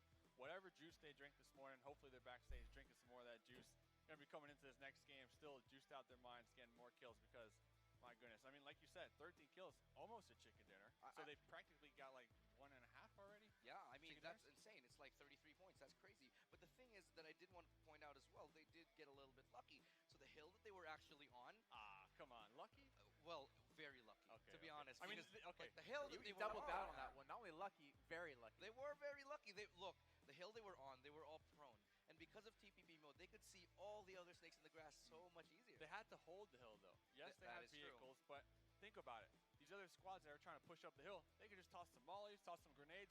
There you go. Prone in the grass or not, you're going to be dead. So they did a good job at holding those teams at bay down there on the low ground. Now, if they did get pushed, then that would have been another story if they weren't able to defend themselves. Lucky. Yes, they got the top. First game Tori भयो. Hello. Is what was important in my opinion. Hold that extremely lucky position. They were also able to fight it out, and survived to the very end, completing, having a complete roster of 4, which was actually not the easiest thing considering that, as you said, they were surrounded by like 6 or 7 squads at the last circle. That's very not important. easy. So maybe we'll find out in this next game if it was just lucky from them, or if this is something that we should expect from the ETG Brawlers. Well, actually, luckily, get to actually have an opportunity to see back to the circles from that last match as well. Just kind of see some highlights of what went down, and obviously being top of the hill was very good for ETG. And I kind of want to ask you guys while we watch this video is, now if you're ETG Brawlers, do you kind of look at this as, all right, the first game's done, like we won. We have so much pressure off our shoulders. Do you think they're going to play a little bit more passive now and just go for placings, or do you still think they're going to play the way they've been playing before? You know, I think there's actually more pressure on their shoulders now. Just everybody was looking at them like, oh my god, who are these guys? Where do they come from? They just demolished everybody, 13 kills in the first game. Now everybody's started looking at them.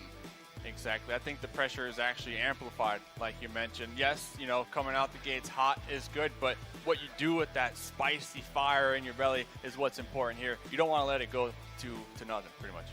Not too early, at least. Not too early. You want to keep that fiery belly for a little bit. I mean, you want to keep the other teams on their toes as well. You want to keep whatever advantage you got. I mean, maybe the other squads are kind of fearful right now of our squad, the Brawlers. But it's the fear in their eyes. Yeah, exactly. But it can't get into their heads. I mean, the fact that they won.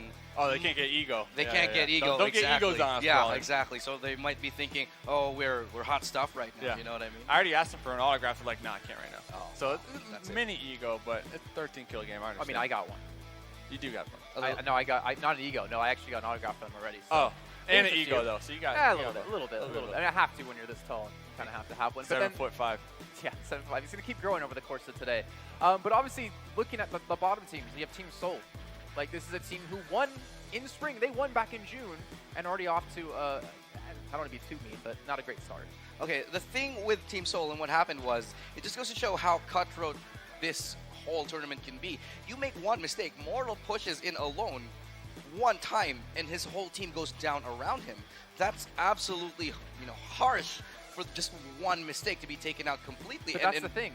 One mistake. You have 8 games total to play. You can't afford to be making mistakes like this. Maybe the team comms got a little cluttered at the end when Mortal did go down and out right there, because circles 1 and 2, they were smack in the middle. I was actually kind of favoring them based off that, but then we saw the yoink all the way down there to the south, I believe, like circle number 5, and that's when they had to make that push, and 0 Degree was holding that compound.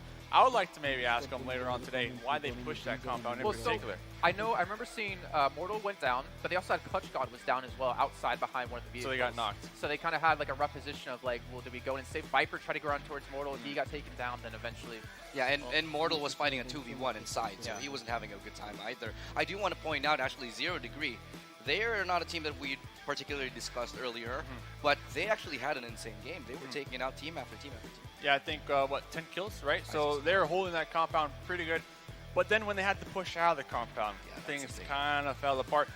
They weren't planning ahead, I feel like. Like, they were feeling confident. They kept getting blessed by the circles. Oh, we're still in it, boys. Let's keep racking the kills. But they weren't thinking like, okay, if the circle doesn't pop on us, how do we get out of here? And we saw that happen. You know, normally you'll probably see some sort of smoke execute to help them get out, throw in a bunch of smoke grenades. Didn't really see that. They kind of just walked out and got yeeted off. Or some vehicles parked like on the sides to hide the wheels. You know, like a backup plan. Exactly. Just a plan to make it on out of or the like compound. Have someone scout out a path to get out. There was like nothing. Like, you know. Exactly. So they were just, I believe, I want to say, living in the moment. I guess that's the correct term. They're YOLOing it. YOLO. What you mean.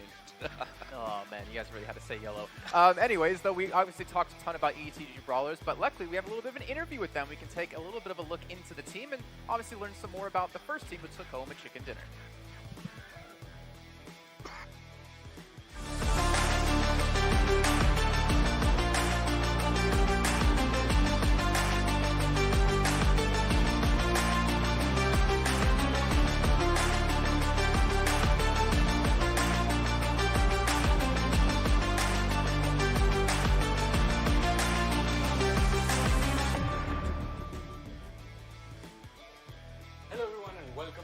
PMCO South Asia Finals team interviews और अभी हमारे साथ मौजूद है ETG Brawlers की team. So thank you guys so much अपना time निकालने के लिए इस इंटरव्यू के लिए. And एक बेसिक से क्वेश्चन से स्टार्ट करते हैं about introductions. So my name is Vinay and my in-game name is ETG Brawl Iconic and my role in game is assaulting and I'm from Delhi.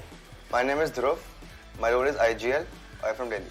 My name is Rahul. My in-game name is ETG Brawl Nova, and my in-game purpose is assaulting. My name is Ritik, and my in-game name is ETG Brawl Dark, and my role is support. Right. So अभी तक qualifiers का जो journey था सारी teams का काफी intense था और experience काफी सारी teams के लिए काफी नया था. आप लोगों के लिए कैसा experience था qualifiers में? At the start में जब qualifier start हुए थे तो पहले few games like पहले 2 दिन हमारे कुछ खास नहीं गए थे, लेकिन third day we kind of made a comeback and we were in the top 24. So I guess it was very thrilling. जैसे final circle में अगर किसी team से लड़ना हो तो या तो final circle पे किसी team को avoid करना हो तो avoid तो कोई टीम नहीं कर सकते, जिससे फाइट लेने की कोई दिक्कत नहीं है. We have confidence तो मार सकते हैं. And साथ में जो चाहिए टीम फाइनल सर्कल में I would say NEXX. मतलब क्यों? Because actually we are good friends plus उनका गेम प्ले अच्छा है, मतलब बहुत डिजर्विंग लोग हैं वो, बहुत ज़्यादा. बहुत last time they were I think they came as LEFP if you guys know. तो उनके बाद उनका परफॉर्मेंस बहुत इंप्रूव हुआ है, बहुत ज़्यादा एक्सपोनेंशियली उनका गेम इंप्रूव हुआ है और उन्होंने बहुत अच्छा परफॉर्म किया है. तो उनसे लड़ने में मज़ा आता है. They have skills. They have good skills. तो अगर दोस्त हो और अच्छा खेलते हो तो अलग ही बात. Because वैसे friends and game rivals, best चीज़. वो थोड़ा Dragon Ball Z वाला moment. Okay, so how do you guys see your future with this team? I mean, आप लोग काफी टाइम से साथ में खेल रहे हो, तो आगे के बारे में क्या प्लान था? Actually, अभी PMCO तो इस पे फोकस है, आगे का nobody knows क्या हो सकता है आगे. Because कुछ लोगों का खेलने का मन ना करे तो they might leave the sport. और else किसी का कहीं और जाने का मन करे तो they can go. But हमारा मेन काम ये जो प्रेजेंट पे उस पर फोकस करना है, तो we have to focus at PMCO right now. बाकी कुछ दिमाग में है नहीं हमारा. आगे का अभी बस just go with the flow. Yes. अच्छा, तो Iconic Nova, ये आपके लिए क्वेश्चन है. ये वाला जो Brawlers का लाइनअप था और ETG Brawlers ना, how is this different from the Dreamers का जो लाइनअप था आपका पहले का? Actually, that lineup was kind of spontaneously made. We only had like 3 to 4 days to make that lineup, and 2 of the players were kind of FPP players in that lineup, Experiment and Eco. They were very, very good at FPP, but the tournament that we usually play like in PMCO or some other tournament like PMS and all, every single tournament is TPP based. So it was kind of mixed team, FPP and TPP. Rest Iconic can tell. Well, this team is totally like I would say more specialized in TPP format. और अभी जितने भी tournaments हो रहे हैं ये सारे TPP format पे ज़्यादा focus हो रहा है. तो obviously better chance. Yeah, that FPP और TPP game में बहुत difference है. हाँ, difference तो काफी है. और अगर majority tournament जैसा आपने कहा कि इनमें TPP हो रहे हैं. And there's a thing like FPP players, they cannot take TPP also in a match. उन लोग घुस के मारना पसंद है, और TPP में जो बंदा पीछे खड़ा होकर TPP ले रहा होगा और घुस के मारोगे तो बस खत्म. Information पहले पता चल जाती है. Exactly. Yeah. So okay. So आखिरी question. A message to either your fans, your girlfriends, family. Girlfriends होती तो मजा आता.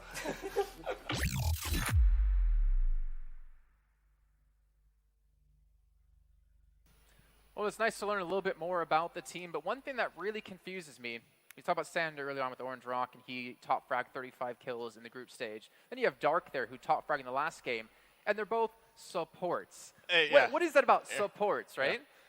Yeah. I don't understand. I think it's just something you say, so if you don't do as well, it's like, oh, I'm the support, I'm supposed to get the information for the squad, but if you're like fragging out, like, hey guys, I'm the support, what are you doing? You're the fraggers, you're the assaulters, you're the rushers. How come I'm out fragging you? Yeah, he's pretty much got it right. That's So pretty much BM. it. Yeah. I do want to point out something really quick though.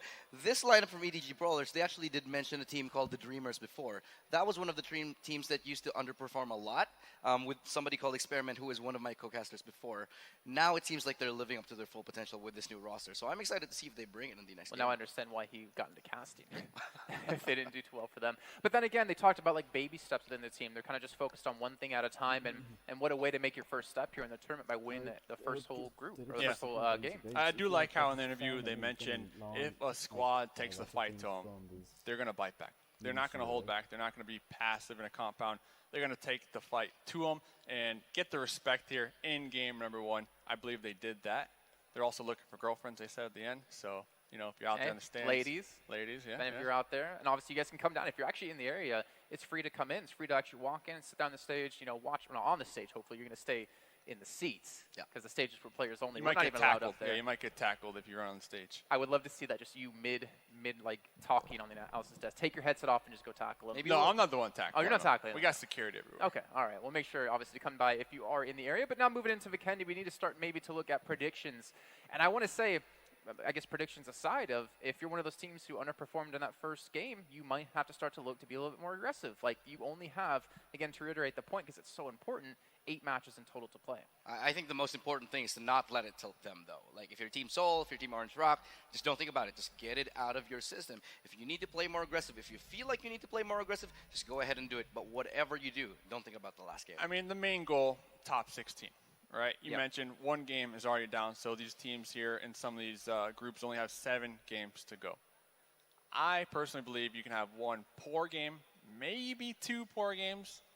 After that, it's going to be a challenge. It's going to be a challenge to get top 16. I'm going to agree. I think 2 poor games, as long as you get kills. Exactly. As long as you get some kills, you got something going your way. Because the chicken dinners, they're not as big as they used to be anyway. So go for those kills, play aggressive, and I think we hope to see that's what Orange Rock are probably going to do. And they're good at killing. Yeah, and that's the thing. Yeah, they need to be able to go and take those frags because they are an aggressive team. If they deviate from that playstyle that they're so good at, clearly see it's not going to work. And then Team Seoul, they also promised that they're going to be a little more aggressive here today at the event. So hopefully they can frag out as well, make up for those lost points in the previous game. So our predictions were wrong the first time. Give me some quick predictions for game 2. Sure. Orange Rock. Orange Rock, I'm going with Brawlers because they got full-blown momentum right now. Well, they put a lot of pressure on them in the first game, taking on the chicken dinner. We're going to find out if they can do it yet again with John Allen and Blink to bring us through the game.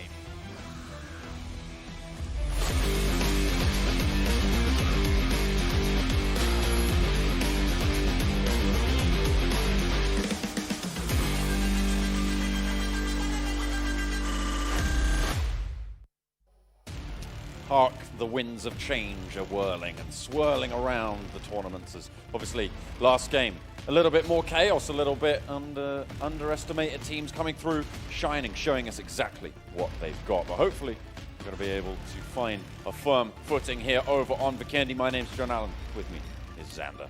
We're going to be guiding you through today's games. It was an interesting first game there. Quite the ruckus was made by a lot of the teams that we initially saw at the bottom of the group stages. So exciting going forwards, guys. So again, like the voice said on the desk, if you are in the area, you can come down to the Jeddah arena. It's just free to get in. Sounds like a lot of fun. Oh yeah, it's loads of fun. The stage is insane. Yeah, it's fantastic. It is a fantastic stage, and it's a fantastic plane path heading over the top of Vikendi. We do spot out quite a few available locations here, right? Yeah, on this one it's fairly easy once again. It's kind of like the north to south plane path we saw from Erangel. This was kind of kind. I'm not sure if I'm going to say it's a cruel circle. It's the tends to be the rule, right? But we have an exception there. Maybe we get an exception again. Obviously, most players on Vikendi, you can move to wherever you want because rotating in is not too hard. There is a lot of vehicles to move behind. There's a lot of cover to work with. So making it to that first circle is not difficult. The question comes that if you're making the first circle, you have to choose a compound. You have to choose a compound where you want to stick, you want to stay. And if the circle moves away from you, then the onus is on you to move, right? And moving through towns which are now occupied becomes really difficult. You got to be super sneaky about it. Oh yeah, got to make sure you remain in cover. The boys on the desk are talking about predictions. Blank, I'm going to ask you, who are you looking at now that we've seen some of these drop locations come through? Who are you thinking is going to have a good time of it? Maybe we'll wait until the first circle pops. I think and then we'll get predictions. First circle and we'll go for predictions. We'll give our first circle predictions. Everyone is pretty much everywhere right now. Elementrix, though, they're on top of Synergy E. Seoul is just to the north of them. The castle is probably the point of contention in between Synergy E and Elementrix. Trusted Process, this is what I'm saying. Whoa. That's what I said. It's a nice playing path. You get a cruel circle now. It's very difficult to decide who's going to win this, but I think Orange Rock can have a nice swing about on the top side. So you know what? I'm going to go with Orange Rock for this game, John. All right, bold prediction. You don't think that the Mega X are going to be able to fight through literally every other team and make it all the way to the top? No? Oh, I have some faith. Okay, but some not faith. a lot. No, maybe not. We'll see. I do like how Seoul, every game, every map, every style, they always play a central position, which means that even in circles like this, they're not too far off. They can still get an early push. And what they were talking about before with optimizing their loot time, being able to get out a little bit earlier and being able to get over there is actually going to be really, really important, right? It's going to be so super impactful because then they can start to take advantage of that central position. Because if you aren't looting fast in a central position, you lose the power that central position gives you. Absolutely, John. So Seoul, they've got to loot up, get out of there, take that position. For everyone on the south side, they're much, much more difficult to deal with. Seoul already entering into this one with a frag onto Elementrix. I believe that was Mr. Hyozu going down there. Very unfortunate. Orange Rock, though, is the team that I've got my eyes on. They have to move past Entity, which is the major thing for me. But they do have Rip Official in the wings. That was the team, remember, who were the first to take out Marvi in the first game. Now, Marvi is an excellent scout on Orange Rock. Losing him was a big blow to Orange Rock for the first game. He's one of the players that you almost always see at the end of the games. Yeah, he's such an intelligent player. They are really going to struggle without him at their back. Although, to be fair, he's still in the game. He can still communicate with the team.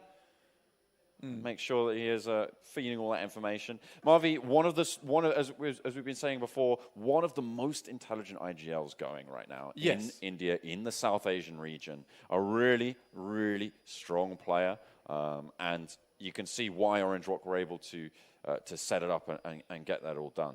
So as the rotations start to sort of come in, the looting phase will start to be over for the teams over down all the way in the south. 8-bit maybe clashing a little bit over near Winery. Yeah, it's very interesting so far. I mean, this circle is just not nice to absolutely anyone. No. You've got to make a really, really long northern rotation up here. Like I was saying before, though, you can quite easily make this rotation, especially through Dino Park, up through Villa. There's a lot of nice terrain that you can walk past, get some nice cover. Obviously, Mount Kresik as well is a good place to rotate past because it does limit view on the other side. Elementrix have just not had a good start to this game whatsoever. They're really desperately trying to make their way up past Castle, but it looks like they are going to have to split up now and meet back up again later. Yeah, just a little bit. They've left one at the back to try and give themselves a little bit more cover moving forwards. Obviously, taking a little bit of punishment early on, losing Mr. Hyozu. But they will still be 3 strong. So they left one behind in the form of Orange to try and see what he can do. Against Synergy E, of course, the team came second in the last game. Yeah. So they do want to try and to convert this. It's all about consistency. That's what they were talking about on the desk, what we talk about time and time again over in the group stages. Oh dear.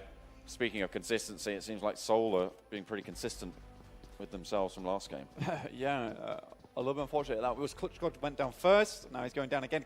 Came from Revenge, and they were hoping that he'd add that extra oomph that I talked about earlier to the team. And really, so far, I'm not gonna lie, he's been dragging them down a little bit. So a bit oomphless. Oomphless, yeah, indeed. So they're going to be maybe. Or is it umphant? Umphant, I think. So slightly unfortunate. Maybe he is just still getting back into the swing of things. Like I was saying before, Mortal said they were still working on communication. Maybe that is still a problem for them.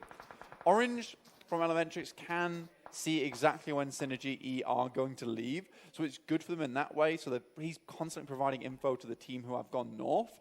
Right now, Orange Rock, they're playing it cool. They're playing it cool on the edge right now. They don't want to move too much. They're just going to scout around, make sure the area around them is clear, and then maybe rotate up towards the northern side. But there is a huge wall of players underneath.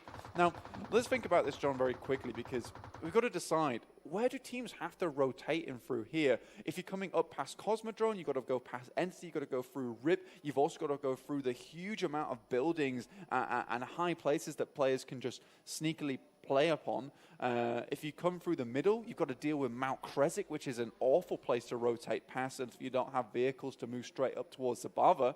And underneath this, again, it's just a wall of players. If you're on the south side, you are feeling very, very unlucky.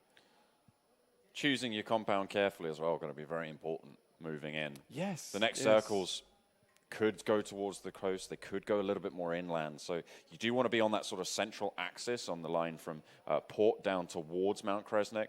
That's a sort of good place to be in. If you're in the cone between, if you basically, you want to be in the triangle formed by Port, Goroka, and Mount Kresnik at this stage. That's sort of my prime location looking at this circle. Yeah, I think Mount Kresnik will provide you.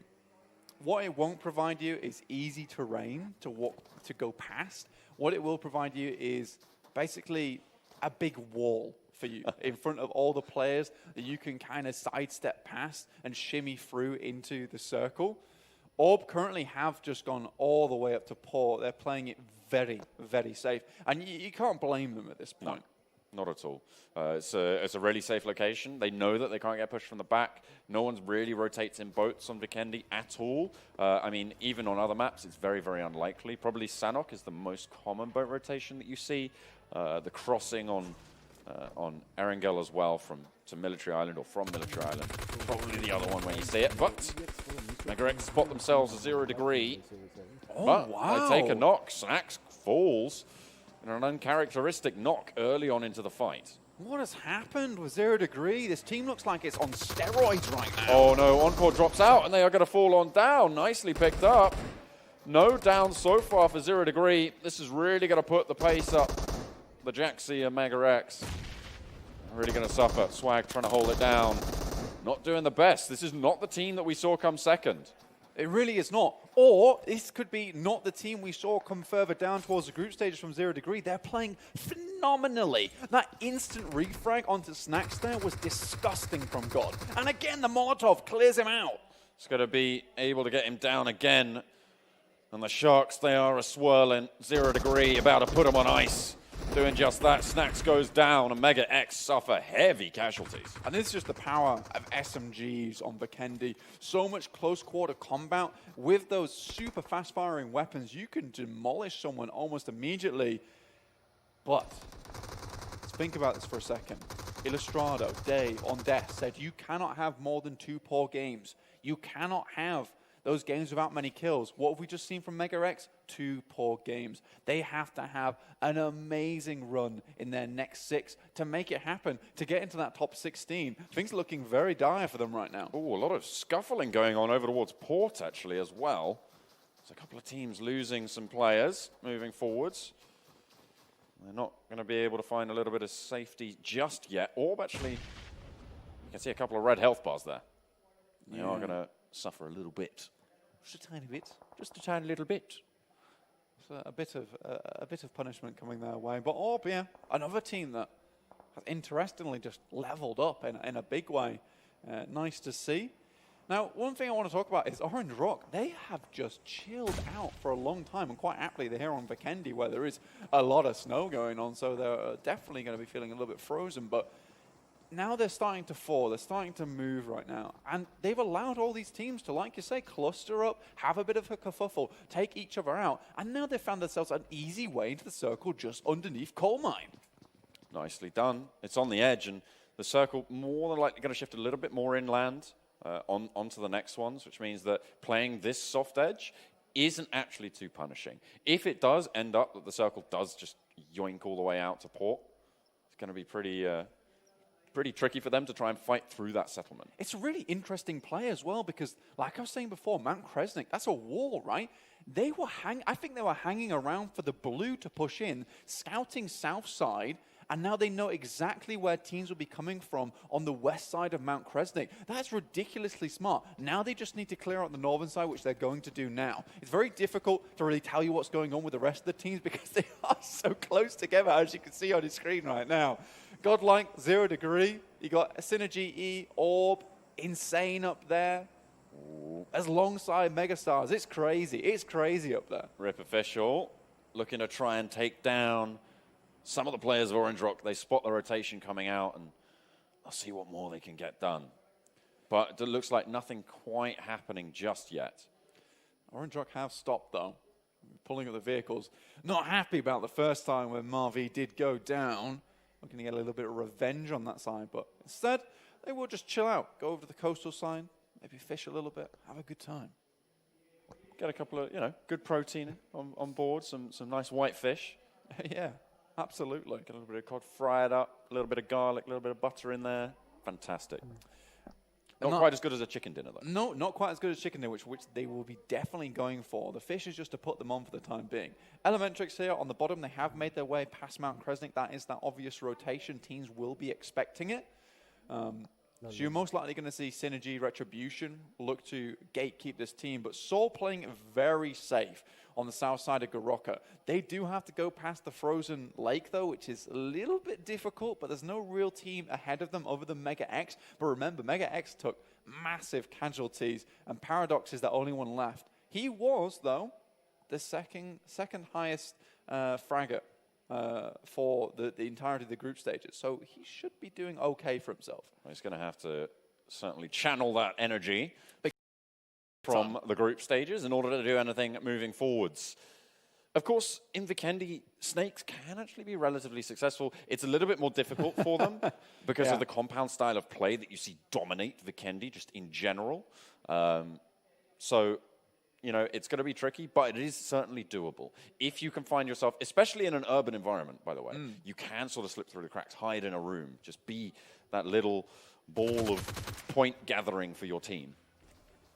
We got Rip Official looking to take shots down onto Synergy, Retribution. Godkill, he's going to just chill out behind the barricade there, trying to receive a little bit of information. But Sky, he's on the backside right now. He's providing a lot of cover. Naruto, this boy has got a Car 98K on board, so he's providing that backstop power. Synergy, they are completely cut up. The pincer move comes through, John.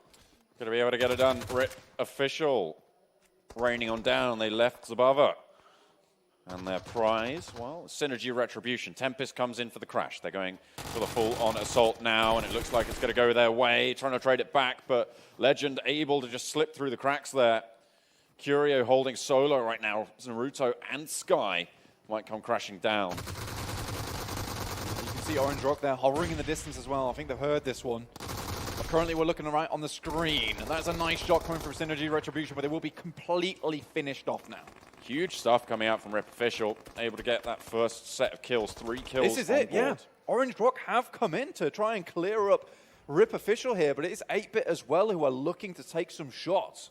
This compound, pretty risky at the moment. To get into it for Orange Rock would mean crashing not only into the team, but into 8-Bit as well. 8-Bit probably in a better position to do it, but they don't need to. They've got to wait for this next circle to come in. They've got to wait for that position to make itself a little bit clearer so they can know where they want to rotate. If that comes down to it, they can just push in at a moment's notice. Yeah, because it's been 15 minutes to get this next circle underway right now. We're already on, we're just coming up towards phase 3.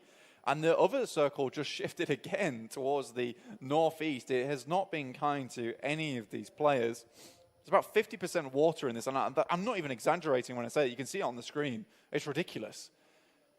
It's quite an aqua circle right now. See where the next one does take us. It might hopefully go a little bit more inland. It does give us a little bit more percentage land, but not really that much. No, it's, we're looking more 60-40 right now. ETG, you could say they're quite central, because remember, this next circle is going to shift away from the water, and it'll probably come down towards the south, and the ETG Brawlers will be towards the middle. I'll tell you who else I'm looking at. Entity, a team that we did want to see something come in from the last game. Didn't really pan out that way for them. But this time around, as you say, they're central in pretty much anything that happens. They're going to be okay. It's a similar story coming on for that. Seoul still playing down on that that southern side, just super chilled, super passive, trying to survive as long as they can there. Orange Rock, they've been playing on that eastern flank as well. Elementrix, all players have now regrouped together, but like you're saying, John, now these teams are going to start to coalesce, crunch together. But Seoul is that outlier who is currently still playing Edge. And I think really right now, what they're hoping for is a southern shift. It's not actually that wild to even try and predict this, because we know the circle is going to come either off to the east, east-south, or west-south, or just completely south. Whatever happens, Seoul will have a decent shout at getting into that one. All they'll have to deal with, really, is 0 Degree if they take some shots onto him, and they'll have to remove Elementrix on the eastern side. So what they're hoping for is either the southern shift or the southwest shift. Either one of those is fine. So there are two to three right now in terms of good circle shifts for them. Got the points up on your screen. 0 Degree currently topping us out with 4 points, getting 4 kills on board. Nicely done. Nicely done indeed. Of course, Synergy Retribution getting that 1 point for placing in 16th place. Everyone gets a point just for turning up. A little bit of a consolation prize. Not the best, certainly not. But you want to be hitting about, as we were saying before, about a 9-point average to solidify yourself moving through, moving forwards to the finals, to the regional finals.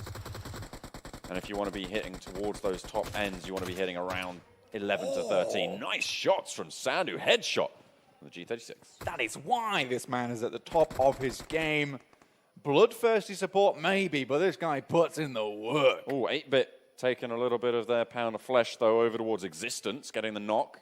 A long-range snipe. Should be resable, though. That's the thing in Vikendi, is you're going to see a lot of knocks. Not a lot of conversions, especially in these early circles. But if you've got to stand out in the open like that in front of Neo, you're not going to have the greatest of times. I wonder if they do get Existence up right now, because he's outside the compound. He did take another Kar 98K shot to the chest. So they had to be quick on the draw and didn't give much time for Existence to get into cover.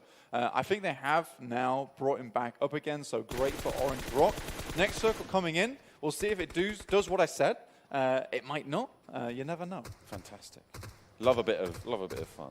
Love a bit of unpredictability. That loot drop really not going to do anyone any favors out in the water. Unless you've got a really long hook on your fishing rod, absolutely not. The hook doesn't it? It's the line you want. The line you need. I mean, you don't want a long hook. You could have a real long hook, but you have to be a very strong person to fling that thing. It'd be more like That's a harpoon. True. Yeah, really. like an anchor. Yeah. That's a pretty long hook on the end of a chain, but they're going to be chaining each other a little bit closer this time. Here's the shift, very central. No one has to move right now. No one has to push in.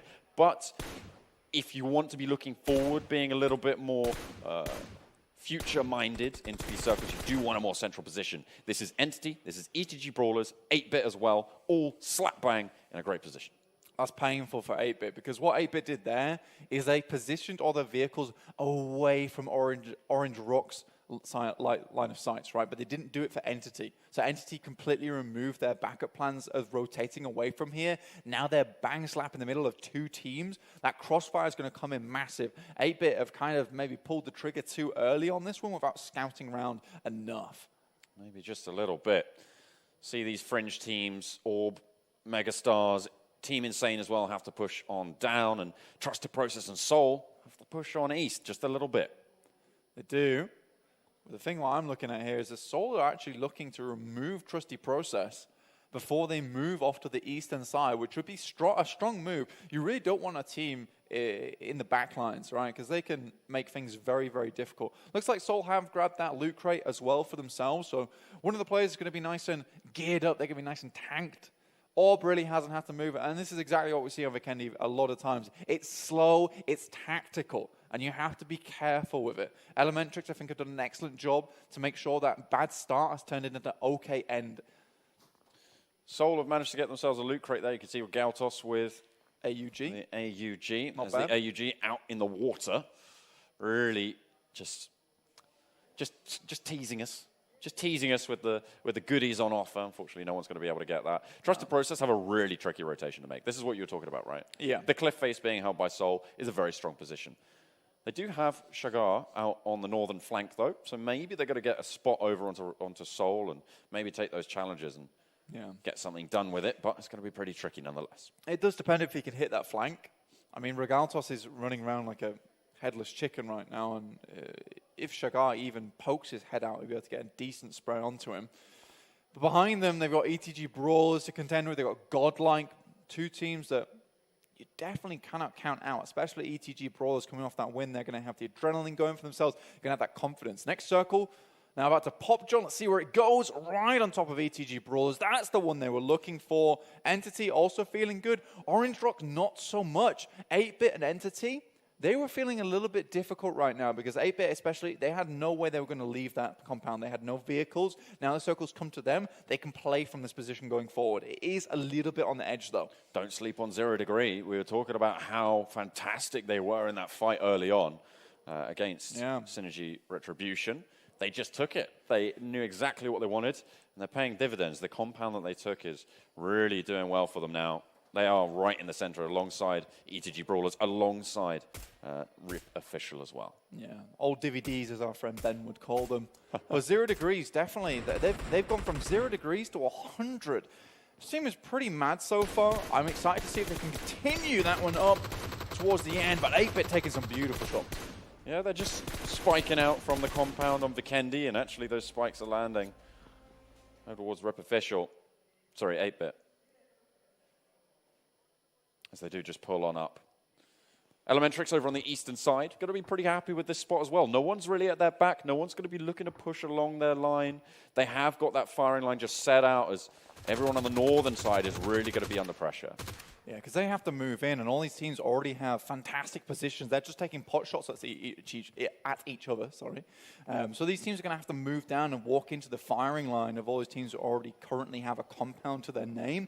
Insane, I think, is going to make a smart rotation here and going all the way to the south with the vehicles they still have on hand because they haven't really gotten into anyone else's way, and then just razz it in. But they do have to worry about Elementrix. Oh, speaking of people you have to worry about, Orange Rock absolutely put the pain on the rotation coming through from the Megastars.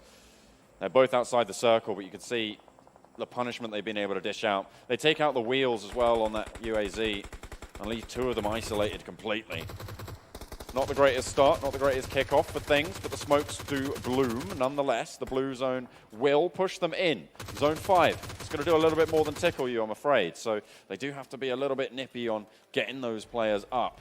You can see final boss as well, just a little bit closer to the foot of the hill.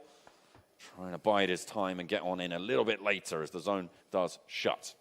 Yeah, Orange Rock are making this rotation south. This is the same rotation that Team Insane made. So I wonder what happens there. Oh my god, ETG, Illustrado, you better talk about this on the desk. These boys have been very, very lucky so far. Look at that. We're talking about circle luck, and yeah, I think Dave's going to have to take the L on this one as well. Because this is definitely circle luck for these guys. Orange Rock, though, coming under pressure. A little bit of argy-bargy with 8-Bit over to their western side. Yeah, Entity Gaming have to make the break, and they're going to be challenging out the dribs, the drabs, the scraps from the teams from the north. NEXX get eliminated. This is what I was talking about, John. Sorry, the Megastars. Insane made that rotation very quickly. Synergy E also now are out. Insane made that rotation very quickly. I think that was the smart choice, and 8-Bit and Entity were able to deal with Megastars on the top side. Orange Rock also take damage over there. They're trying to crash into a couple of compounds. RIP Official and ETG Brawlers now challenging it out. They sent Sanu way out in front and really not going to get too much back for it. It's unfortunate. RIP Official challenging it out now. Soul versus Godlike. We'll get back to that fight between RIP Official and ETG Brawlers shortly, but here it is on screen. I believe that was a Molotov that goes through. Nova taking a little bit of ticks right now. Naruto wants to clean him up. He's going to send another one in. It was a very nicely placed Molotov. Did quite a bit of damage as well. Orange Rock down to 1 player on the northeastern side. 8-Bit going to be looking out for that. But ETG Brawlers, they've had the circle luck. They've had the push. They just need to try and convert it. Entity have made their way into the circle. You can see them on the top of your screens. They're going to be on the hillsides to the north, challenging out against Orb. As everyone's trying to hold down these locations now. Nice smoke there. That's going to make it very difficult for ETG Brawlers Nova to come help at any point. And these 2 players on the top side, they're going to have to worry about 3 players underneath them. If they can refrag effectively on the stairs, they can hold this one out. 0 Degree, though, takes down Poo Poo Man over there with a nice explosion coming through. Just Orange remaining for Elementrix. On the south side, very near Paradox, the only remaining player from NEXX. They're not going to be happy with that. Existence knows he has to move, but he's going to have to wait in the blue for a little bit longer before he mounts up. The teams starting to all just push together. It's the big squeeze on Vikendi. Oh dear. Entity though, they're fighting it out. They have taken one knock, but they're trying to challenge out against 8-bit. Jonathan over on the eastern side, pretty much solo in this pursuit at the moment, but they do have to push into the circle, so they can't go for a full send out counterclockwise, unfortunately, not just yet. As their existence does fall, that's Orange Rock out again, very, very early on. Yeah, 13th place. I don't think they got any kills there either, because Entity just removed those Megastars players alongside with 8-bit. That's Paradox going down too. NEXX does make it to 12th place, but no extra points awarded for a valiant effort from Paradox there on his lonesome. Orange, though, and a few other players from Elementrix, I believe, are still making their way in. No, it is just Orange now from Elementrix. He's on the southern side. He's got to cross the road as well, which is very difficult. We are keeping our eyes on that fight between Rip Official and ETG Brawlers, which will define what happens next in the circle. But if it's not over quickly, you could expect a team like Entity or 8-bit or 0 Degree to come take advantage. Soul still alive out on the western side. We said they were playing passive. They've done it fantastically well. Orb on the northern edge getting eliminated there too. So the team's starting to crunch down. We are going to rack up the points from here on out. 10 teams remain. Placements come into the fray.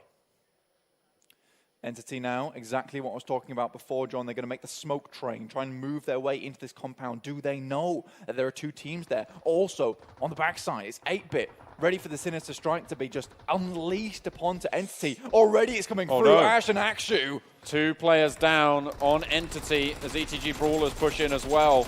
They're going for the fight. They're going for the sprays. Rip Official trying to find anything that they can at the moment.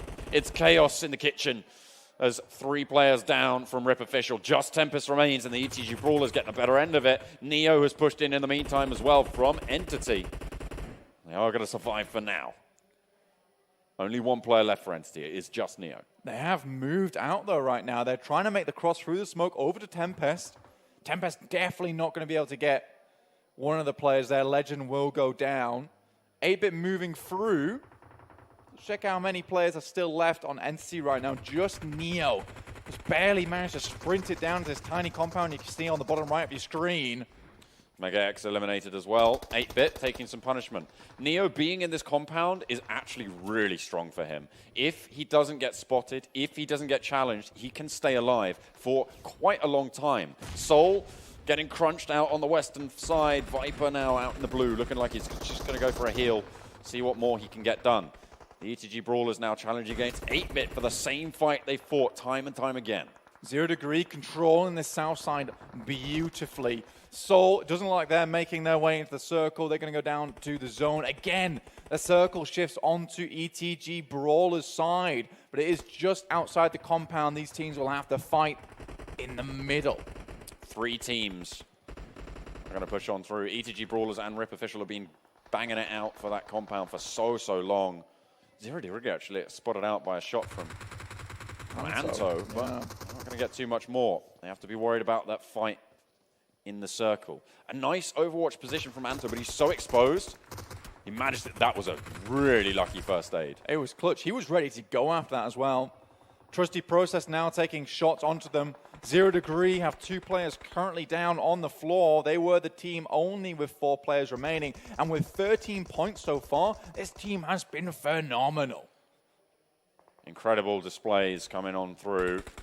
They have got the open south side. They are not in this compound fight, as the compound will have to be evacuated now. Neo is in the blue still. He will have to push on out if he wants to stay alive a little bit longer, but might just try and out-heal this. 2 teams from this compound are more than likely going to fall in this next flurry of action. 0 Degree taking some nades from the side as Trusty Process try and dismount them from their stronghold, but it's going to be a pretty tricky task to accomplish. The pushes still need to come through. The spray goes in. Sangwon cannot stand up. One. Beautiful switch up. They are going to go sideways. Neo gets eliminated. Entity down in 6th. Not bad, though, for Entity. It's not what they were looking for, but it's definitely decent. Trusty Process with 2 players. Remove all 4 of 0 Degree. Fantastic work. ETG Brawlers still alive. 3 players are up and alive. They're going for the res. Dark trying to hold it down. Will get it done as well. Does them dirty. That is Godlike going down, but they still have Rep Official to worry about. Naruto, last player standing for them, will try and get everyone up. The Brawlers can now think about evacuating. Trusty Process are on the opposite side of the zone. They have got Overwatch on this entire situation. Naruto getting ticked down by the blue. Will try and heal it out. Will try and run around. Goes in, goes for the spray. 1 is going to get found, but he isn't going to get any more than that. And now it's just down to 2. ETG Brawlers take on Trusty Process. Next circle will define everything. Where does it go? It's about to pop right now. If it goes down to Trusty Process, they'll have a fantastic time. They're in the tree line. If it pushes away from ETG Brawlers, not good news whatsoever. So both teams, it's just a straight close. They have to force towards one another right now. Obviously, this is a Zone 9 just massive pushes you brawl. Right into the middle. It is a massive brawl indeed. 9 kills already for the Brawlers. 5 points for Trusted Process on kills on that western side. Had a really poor start to the day in the first game, but they are not going to let up. Turning it around now. Already a great game for them. They have the hillside. It's a little slope for ETG, but they do have to move through pretty much open ground. Dark, though, he mounts up. He does not care. Oh, he goes for the rundown! Gets it done, Dark! Gonna go over, and the Road Warriors are out. The Brawlers X in fashion, and it is the second chicken dinner. These guys, they're on a roll. Dave, fantastic prediction at the start of that one. Massive cojones on Dark to just mount up in the vehicle, slam on the accelerator. He's so happy with himself. What a madman. He's laughing. He knows what he's done. He knows how strong it was. Beautifully orchestrated exit from the compound. Trusty Process did not know what's hit him. No, they didn't, but they did an excellent job on the other hand to make it as far as they did. Taking down 0 Degree was one hell of a feat, but 0 Degree with 13 points on board, I believe, to end that game out with. It's huge kills. I think they came in 4th as well, so they didn't do too bad at all. Yeah, they really did a lot of work. I think they ended on 20 points total, if I'm not mistaken. I'll have to double check on that, but really strong nonetheless. Beautiful gameplay coming out from the ETG Brawlers. Circle luck, a little bit, has to be said. The only time they had to leave that compound that they had, I wouldn't even say it's a was little right bit, at the John. end. Yeah, I wouldn't say it's a little bit. I think that they were basically bribing that circle hard. But what they've done is prove that given circles, they can win. Now what they need to do is prove that without circles, they can push it. That's really the gauntlet that is set out for them now.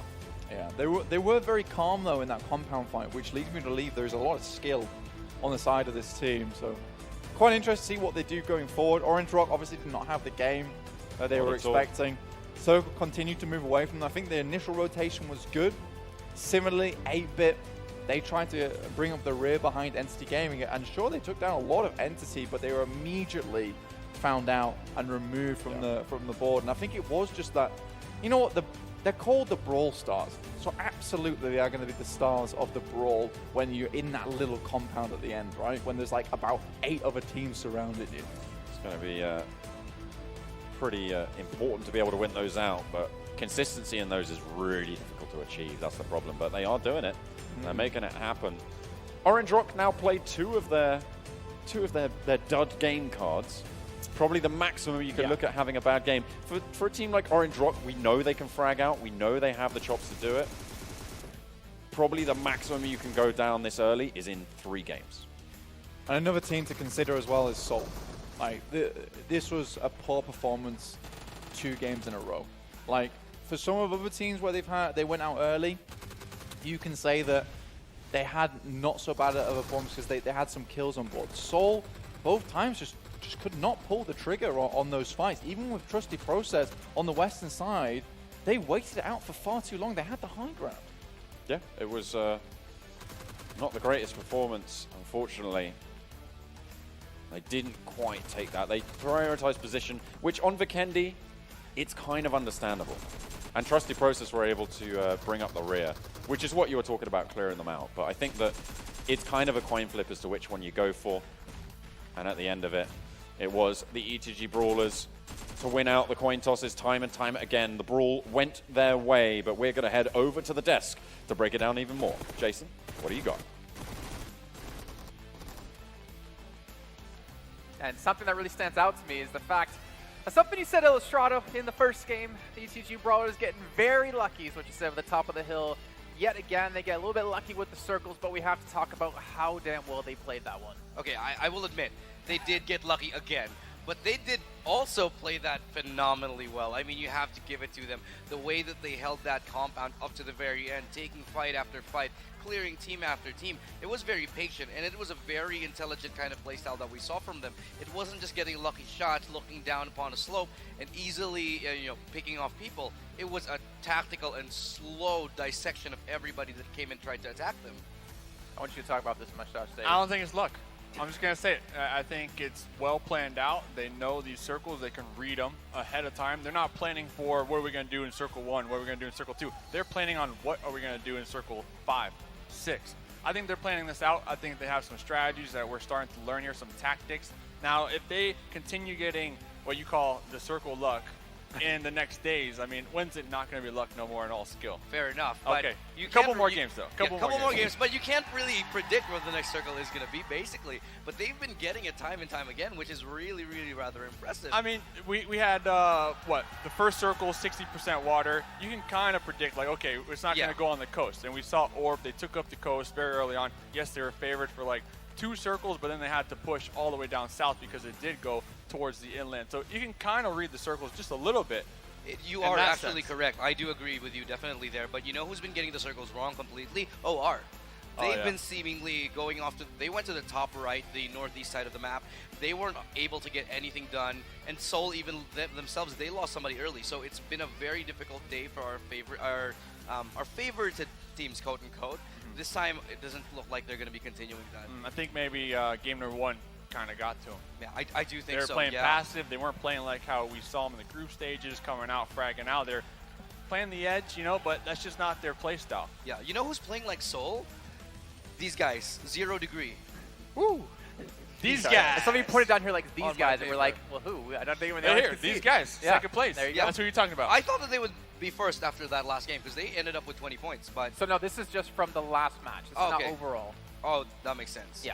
So 0 Degree getting 20 points. EDG Brawlers still taking the chicken dinner yet again. They come up with 30 points. 63 now, I believe they're going to be up. Yeah, so Brawlers, I mean, whew, what a game from them. Trust the process, though. They were taken down in 16th place last game. Coming in hot this game, 19 total points, 5 kills. So I would like to have seen a little more aggression from them just to kind of make up that poor placements that they did get in game number 1. But all in all, I mean, 3rd place is definitely something to be There's a proud team of. I want to mention as well, Entity Gaming. We talk about teams that are getting these circles. Entity 100% have the circles the majority of the time, exactly like ETG did, and yet they came out in 6th place. They weren't able to survive long enough. I definitely think it has a little bit to do with circumstance in that situation.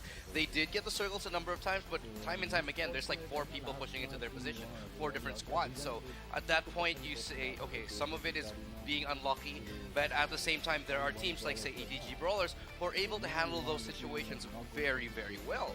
Yeah, 0 Degree, though. I mean, what a game. They were playing Edge the whole time. They kind of 3rd-partying, 4th-partying everybody. They were just laughing the whole time. They just said, okay, let the squads send in the middle. Let them go center. Let them fight it on their compounds. If they peek, we're going to take their heads out. Here's teams 9 through 16th. Let's see. Who do we have? Mega X Paradox, the solo member for quite a while. Yeah. Not able to get any more points. I think Orange Rock has like 7 points. No, like 9 points now total. That's not a good start. It's not good enough. A tear just came out my eye, if you didn't see. What I want to do is say one thing, at least for Orange Rock, is that Sandy was the only one to get a kill in that game, and then they lost pretty much everyone else. And at some point, he's like, all right, I kind of have to do something myself. He rushed into the circle when the rest of his team was kind of left behind, and it didn't work out for them. For the team that came through first in groups, the team that I think all of us agreed to be one of the top contenders, they are having a rough time. Then again, it's only top 16 you have to get through. If they get one chicken dinner, they can still be in there. It's going to be not tough. a good start. Yeah, it's going to be tough, especially with these other teams that no one expected to pop off. So you have to go back and think, these teams that no one expected to pop off, did these teams at the top do any VOD review? Did they study them? Did they have any information on these other squads coming to the games? Because we didn't expect it. See, that's the thing. When you're like the top squad, if you want to stay on top, and I always say this, you have to be twice as good as whoever's right next to you. We're not seeing that today, definitely. And I do feel like if you are one of the top squads, people are going to be reading into you more. People are going to study you more. It's not going to be the same the other way around. And I do agree. I think that's what we're seeing here.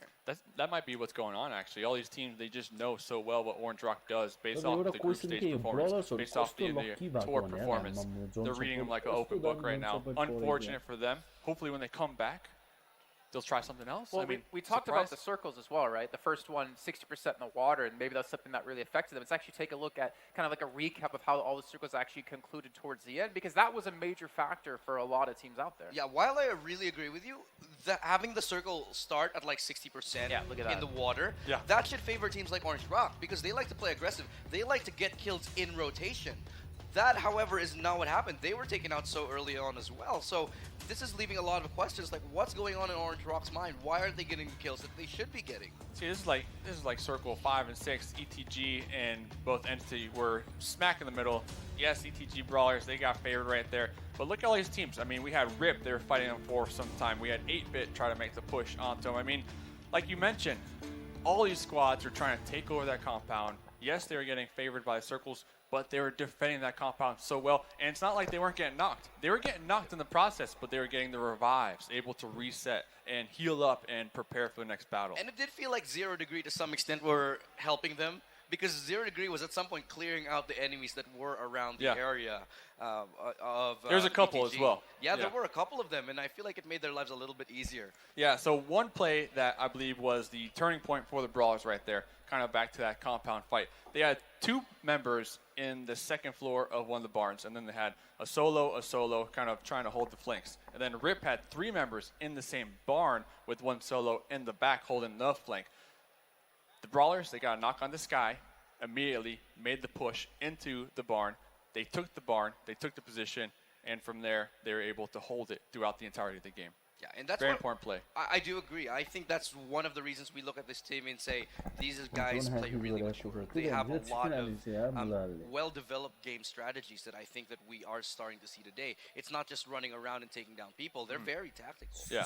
Let's actually take a look at the top 5 players from that last match as well, and you're going to bet ETG have to have quite a few players up there. And again, Dark, who said he's support for his team, is leading the way with his kills and damage. What is up with these support players that are quote-unquote support, man? It's air quote support. Like we said, I mean, Dark's going to go after this game like, guys, I'm the support. I got the most damage on the squad. I got the most kills on the squad. What are you guys doing? You want to step up? You want to step up? Or do I need to continue to carry you in my backpack here? Because it's getting a little heavy. I do want to point out on the team of Zed, they have gotten like so much damage and kills between them. I think they had 13 kills on their last game. Yep, 13. That was absolutely insane. I'm sure the other players had equally just as many. I do like to see one member from Trusted Process up here. That makes me very happy. 5 kills. Like I mentioned, you know, horrible game number 1. This game they were playing extremely passive, playing the edge. But then we saw them for a brief moment. They were in this church, right? They were kind of locked down. There was a hill above them. There was a squad above them. And then there was Soul gatekeeping them. Instead of crashing right into Soul, sending it right into the center of the circle, they rotated around Soul down south, able to survive and avoid Soul altogether. I believe that was a very crucial play for them. And they actually got the position before Soul did. Soul had to push into them after that. The roles were reversed somehow, even though Soul had the advantage. And that's also, I think, I want to point out one instance of indecision from Soul, because normally a team like Soul, who normally plays aggressive, would just straight up take that fight, take that map control, but then they didn't. It might be the nerves that we're seeing here. Definitely. Well, speaking of the nerves and the likes, we have to look at now what's coming up, because we have Group B coming off the stage and Group C coming in. And if you look at the groups, guess who's in Group A? ETG Brawlers. So if they want to guarantee their position basically off day 1 alone, just continue this pace, right? Do well in the next 2 games, then you're guaranteed through top 16. I think even at this point, they're almost guaranteed with the 63 points they should have. So you brought up the flip of the coin earlier in the pre-show about some of these squads that they like having 4 games back-to-back. They like having 2 games, a break, 2 games. Brawlers right now, they have to be loving having the games back-to-back because 2 chicken dinners in a row. Can they get 3? I don't know if they're going to be my pick. They were my pick last game. I'm not going to let you not mention that. Hey, I said they were going to win. I said, what didn't you call that? Nothing. I didn't call it anything. Oh, there's 10 teams in Circle 7. Oh, I was 2 off. I'm sorry. It was still close. I think this next map is going to, Miramar, is actually going to favor ETG more. Because if they get the circle, Miramar is the kind of map that has like a couple compounds and then vast tracts of land. And from as we've seen earlier, that's exactly where ETG seems to excel a lot in holding down those map controls, holding down those pockets of, the map and dominating it. Yeah, the open space, just making sure they don't get breached in the process. And then they just clear out everything around them. So I feel like this might favor them even more. Well, one more note about the groups, by the way. Some teams that are coming off the stage now who probably don't want to, 0 Degree. They just had a great game on Vikendi. Yeah. They just finally got, into the match, and now they're going to have to come off the stage and wait for the next 2 games to be played before they come back on. Actually, they had a great first game in Erangel as well. They were like, if I'm not mistaken, the God Killers in the first game. Yeah, well, we'll see. Let's just pull up the overall standings to see how they actually are faring overall so far within today's games alone. Because we already know who's going to be #1, and if they're not, I'm going to cry. ETG Brawler is going to be leading the way. Look at that. 2 games played, and they have 2 chicken dinners. Can they pull off the flawless play today? Wow, 63 points ahead of everybody pretty much. I mean, first place. I mean, 0 Degree, if they get a chicken dinner, they're definitely going to shoot on up. But like you mentioned, they are going to be heading over to that break right now. Trusty Process, huge game #2 from them, able to secure themselves 5th position after such a horrible game #1. Yeah, and 0 Degree, look at that. That's not 23 points separating them. That's exactly how many points Synerg has, who came in first and then ended up doing pretty terrible in the second game. It is interesting that both Brawlers and 0 Degree also have the same amount of kills. Yeah. So we know who's coming out swinging. We know who's coming out fighting. Those 2 teams who, if you look at now the next 8 teams currently in the standings, they're going to be far leaps and bounds beyond ahead of them. And I almost want to say that, oh my, wait, is that right? Am I saying that right? Wow. Right? Number 16? Orange Rock in last place? 14 on Seoul as well. This is actually abysmal. I thought that they would have gotten a couple more points in this, but I guess I was wrong. Guys, remember, 8 games total for all these teams to play over these 2 days for the prelims before we move into finals. We're already 2 games in for Orange Rock and Seoul, and they have 10 points collectively between the 2 teams. Yeah, I mean, we both kind of agreed to in the beginning, like, okay, you can have 2 really bad games. Yeah. But after that, I mean, if you're one of these teams, you got, what, 6? Yeah, 6 left. You're capped out. They're capped out now. There's going to be lots of pressure. And even Entity, a team that after 7 games in the group stage still managed to qualify through since they could not play out the rest of the matches. They're currently in 10th place at 13 points, and they've had favorable circles in both the games so far. We'll have to get Blank and John's take on that because I know that was one of their squads that they were cheering for backstage with some pom-poms. So. Well, I know we're probably going to go back there and see Blank in an ETG jersey just saying, like, what? Who? John with a hat, like just repping the merch all day long. Maybe some tattoos in there. We will see, I think, in the next group, we're just changing up, right? Yep. Yeah. So we will see a very different set of players. So I want to see how that new group of players, that dynamic, affects the current Group A players, because it obviously changes depending on who you're on the field with. Well, you know who we're going to see, right? Yeah. The team I've been waiting for, the boys in orange. Fnatic going to have a chance to come out, and they've already talked to us about the pressure that's on their shoulders that they have to deal with. Sign on to an organization like Fnatic, but this is a team that has their eye on the prize. They're a team that wants to lift that trophy, not only for themselves, but for their country over in the finals. Yeah, and my question is, they were backstage the whole time watching the Brawlers just dominate. Are they going to have a target on the Brawlers' back? Are they going to come into this game fresh, looking to make a statement? I think so. I'm going to agree. I think they have to. I think they're coming here. You're waving that flag around, that banner around. Flag, yeah. You've got to back it up. Yeah, man. exactly. You got to take out the big dog. Exactly. Well, if you're a team from Group C, do you go into this now looking at the weak links from the first game and use that to feed farm on points? You yeah, can just be like, hey, free kills for us, right? That's also another option. Yeah. But if I'm Fnatic, I'm going for Brawlers. I'm just saying. Oh, so you're sticking with that for this next game? No, I'm saying that Fnatic should go for Brawlers. Ah, yeah, that makes I think they will fight, though.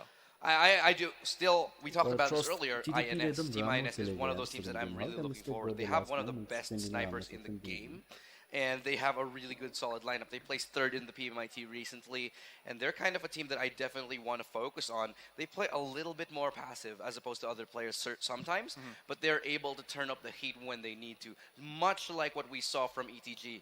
So that's going to be a dynamic that I'm going to be looking forward to a little bit later.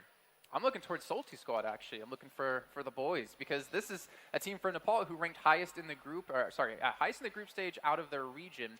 And this is a team with like the country on their shoulders to perform well, and they've already seen ETG Brawlers having a fantastic start. Maybe it's a little bit of a nice thing seeing Orange Rock not perform so well. Maybe the same for Seoul, but the teams coming into Miramar obviously have the time to prepare, and teams in Group C have 4 games back-to-back. So it's not like they come off the stage at all. They get to play it the entire way through. It's a little bit of a double-edged sword for me. If I'm one of the other teams that aren't, say, Seoul or like Orange Rock, I'd probably be really excited to say, oh, wow, they're all doing terrible. This is my chance. But at the same time, there's other teams like ETG stepping up and be like, okay, we didn't prepare for that. That might actually be worse. Well, you know what? We get to actually hear from ETG. We have an interview on the stage with Xerxes with the team ETG with their 2 chicken dinners.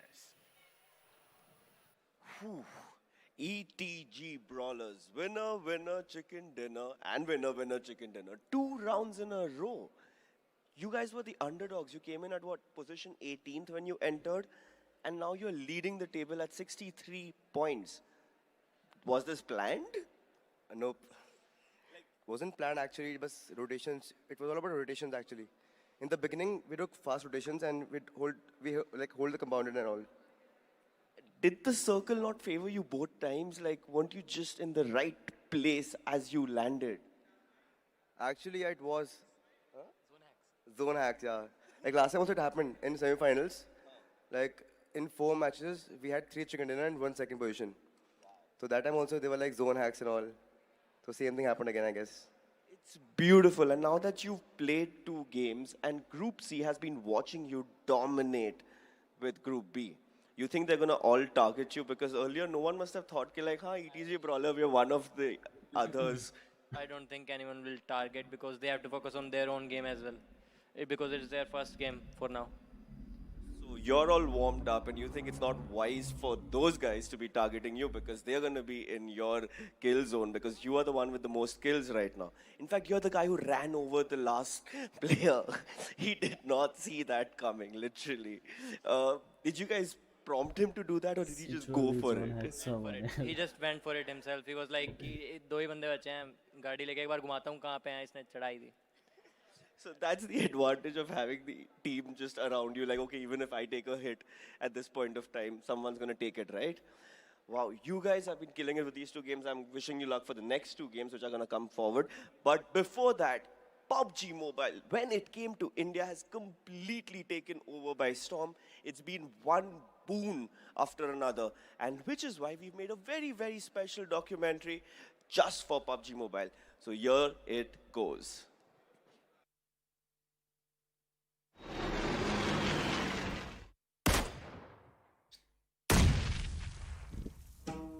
Lakshmi कौस्तुभ पारिजातक सुरा धन्वंतरी चंद्रमा गाव काम दुधा सुरेश्वर जो.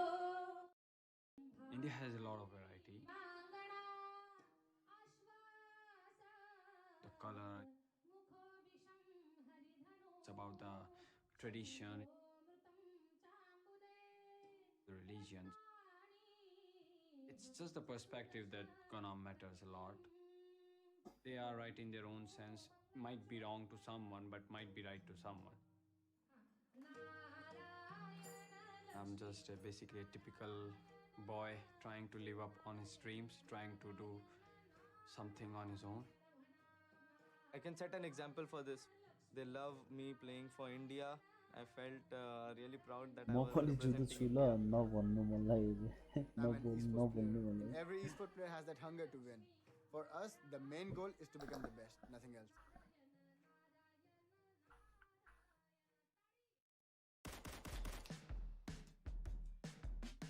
I think it's the right time for esports to take off in India. PUBG Mobile has now come into India and taken over.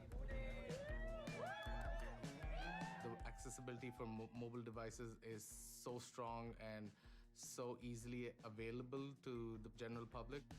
Once PUBG came out with their mobile version, it took India by surprise. Started my journey playing PUBG Mobile, and I would always love India to be at the top.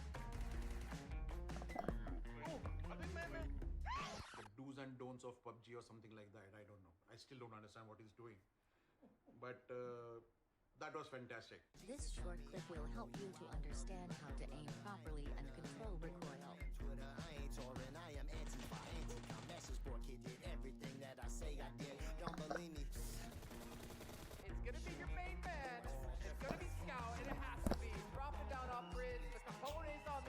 money to get that world level trophy out there. So being a new team, we got picked by one of the biggest organizations out there, that's Team Fantech. And for us to prove ourselves, to prove our followers, to prove our fans, and to keep that name high.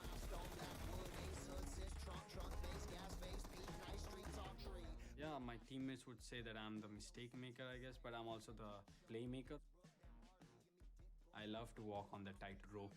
Cold shower, that's true power. Let me catch my breath. Let me snatch what's next.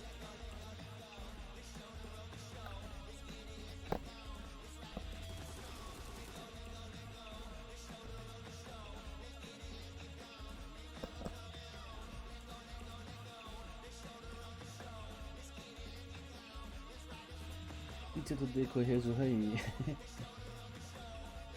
इधर है मुला हेजू को I was like expecting big things from NEXX guys, you know.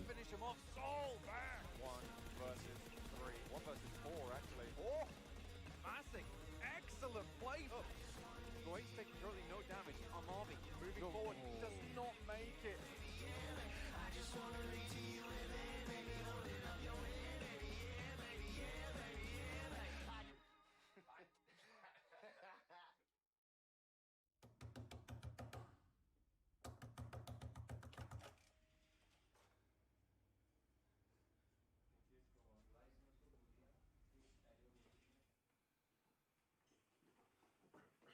Like lots of big expectations and killers, and I was just salty around this, salty squad on so let's see after like everyone can see that, especially the coach can see that these guys gave it all and lost. But TDP performed really well. And they lose and they come up with some stupid excuse. First game they were unfortunate. That is my job.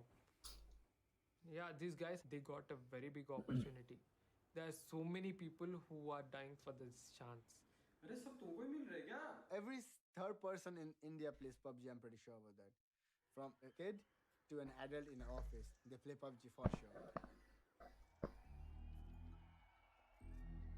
The first PMCO that happened in India, 11,000 or 12,000 teams applied for that tournament. This is the trophy that every team tries for, getting their hands on the PMCO World Championship. It's really tough to survive that SPA competition. Being able to win all the champions is kind of like the milestone. This year's PMCO, the points has been changed.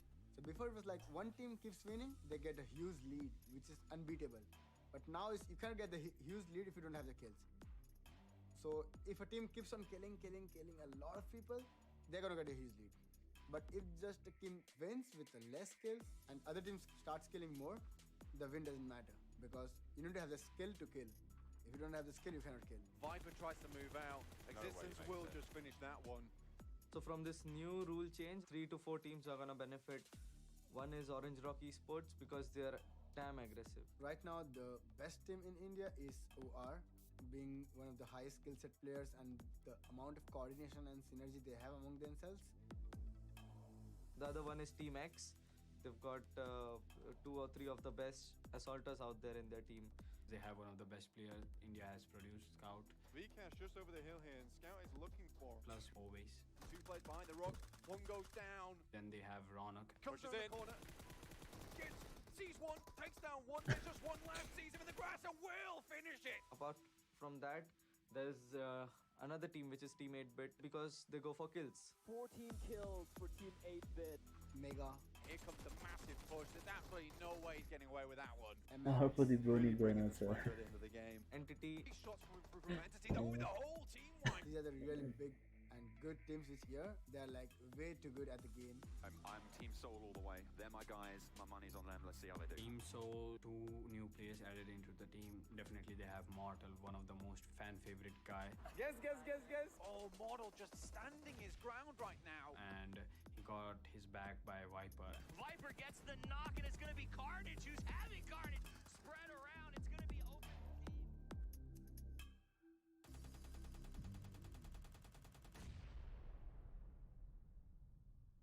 So we are going to work on being a much more aggressive team. We are still working on that actually. After that also we were having pressure to win, but the fan expectations, the family expectations, that like they wanted us to represent India at that level. We reached that level, but now the pressure is to win it. My dad's name is Gajanan Sharda. My dad never knew about PUBG. He had no idea what kind of a game it is, but every tournament I'm playing, every game I'm playing, he's watching me. That makes me really happy that even though I didn't said him anything, I didn't teach him anything about the game, he knows so much about the games. He was born in Uttar Pradesh. Just after 1 year of getting married, he came to Surat to have something on his own. My father is a local packing material manufacturer and he's been doing this work for the past 20 years. भाई एक minute बैठ जाओ अंदर पहले। पानी ले actually machine तो सब इंडिया ही की बनी हुई है और इसको ग्लोटिंग मशीन भी बोलते हैं और इसके अंदर एक बार में कम से कम 100 से 125 किलो मटेरियल वन टाइम में चला जाता है। अरे बापू को मान नहीं ले गए? अमेरिका से the tournament final के भयो bro, और the tournament final किरा लचले bro। और इसको फिर चारों तरफ से कट करना पड़ता है। बैंग सेकंड है ना, PNO की PNR थर्ड उसके ऊपर डिपेंड करता है। उसकी साइजें बनाते हैं, उसको बिछाते हैं, माल में सल होता है वो निकालना पड़ता है। I used to hate to go to that place. I used to hate to go to the place whenever my mom used to say, you are free at home, just go visit your dad, help him in his work. I was like, okay, I'll just go to my friend's house. वो अपनी दुनिया में busy था। दुनिया इनकी PUBG थी। खेलता जरूर था लेकिन दिमाग में ये रहता था इससे अपना कुछ मिलना तो है नहीं। ऐसा कुछ माइंड में था ही नहीं कि हमको इसमें कुछ इतना बड़ा प्लेटफॉर्म मिल जाएगा। इसलिए उसको ऐसा लगता था काम तो करना ही। काम करना ही करो।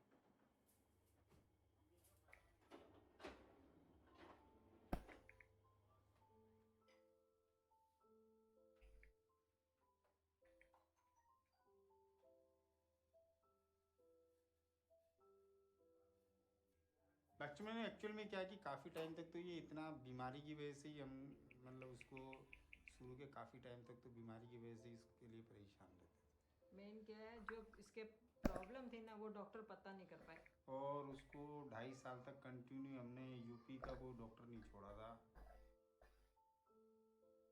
मेरे एक फ्रेंड ने मेरे को जो चाइल्ड स्पेशलिस्ट के अंदर जो एशिया के टॉपर में से टॉपर के लिए हमने मेरे को याद है कि हम लोग 10 से 15 दिन रहे थे दिल्ली के अंदर और दिल्ली हमारे लिए अलग शहर था तो हमको वहाँ पे बाहर गार्डन के नीचे जो है वो पेपर डाल करके सोना पड़ता है क्योंकि वहाँ हॉस्पिटल में केवल जो बच्चा बीमार है उसकी मम्मी ही रह सकती। जिस समय वो दिखाया था तो उसकी हाथ जो है वो इतने इतने से थे और उसके अंदर से जो सिरिंज में ब्लड निकलवाना था तो उसके लिए मैंने और 3 घंटे तक वो सिरिंज को यूँ ये हाथ को दबाते थे तब तक वो सिरिंज में ब्लड नहीं आ पाया। ये पोजीशन थी इतनी क्रिटिकल। तो बचपन की कुछ ऐसी यादें बीमारी के अंदर ही रही बस।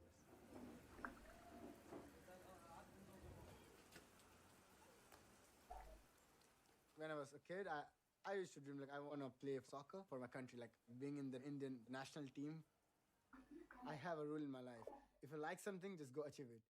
उसने क्या किया स्टेयर पे चढ़ के छत पे जाके वहां से नीचे जंप करके भाग गया था। तो वो किसके लिए गया था? उसको फुटबॉल प्रैक्टिस करना था इवनिंग में और उसको मैं जाने नहीं दे रही थी। तो मैं सोई थी तो मुझे बिना बोले वो छुप के ऊपर से कूद के चला गया था। फिर तो मैं इतनी परेशान हो गई, मैंने उसके फादर को फ़ोन किया है तो मैं कहाँ चला गया। फिर मैं दरवाज़ा खोल कर जाके वॉचमैन को पूछा यहाँ मेरा बेटा गया क्या? तो वो बोला हाँ वो तो गया अभी। फिर मैं बोली कैसे गया? फिर वो इतना टफ है, टेरेस से नीचे कूदना आसान नहीं है। उसके फादर एक्चुअली उसके पापा उसको बहुत प्यार करते हैं तो वो तो उसको एक्सेप्ट करते हैं बट कभी कभी बोलते क्या कर रहा है अभी उसको बिजनेस में आना चाहिए। I have a thing in me like I don't like anything spoon feeded to me. I like to make my own stuff. So later, no one can tell me like, okay, dude, you did it on because your dad gave it to you. No, I did it on my own. मेरे friends में क्या बोले सब कि India में football का इतना priority नहीं है, क्या वो फुटबॉल खेल के क्रिकेट खेलता तो ये होता.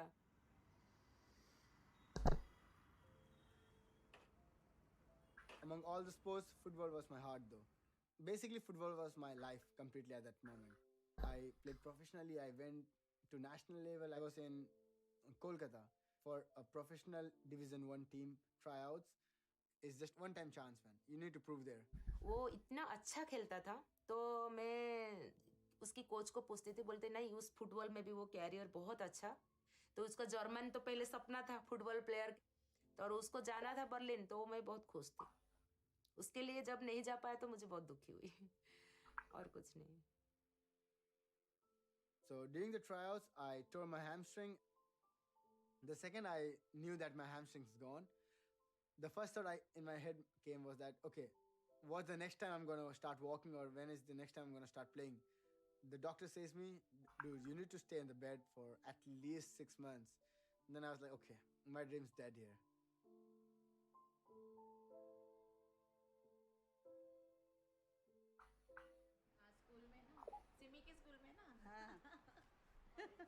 Today is a Shraddh day, so जो भी मेरे पूर्वज लोग चले गए हैं अब इस संसार में नहीं है, तो उनको जो जो चीज़ें पसंद थी तो मैंने आज वो नहीं है, लेकिन फिर भी वो हमारे हाथ का खाएंगे.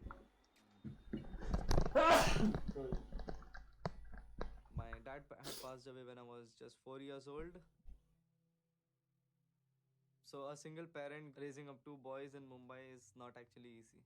I believe that because sitting here, I know the amount of hardship she had to go through to raise us up. My husband loves lady's finger. He loves this cauliflower. I mean, आज हम और नमन, हम लोग जो भी हैं, आज उन लोगों के आशीर्वाद से हैं. आज हम लोग कोई भी नहीं है, लेकिन उनकी यादें और उनकी रिमेम्बरेंस हमारे माइंड में है, और उनकी ब्लेसिंग्स हम लोग के ऊपर है.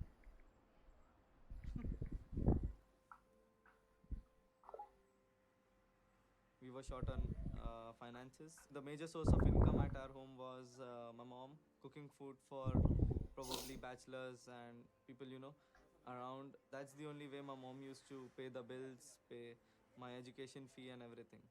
Yeah, that's how we survived. It actually cannot be expressed in words. That's all I can say.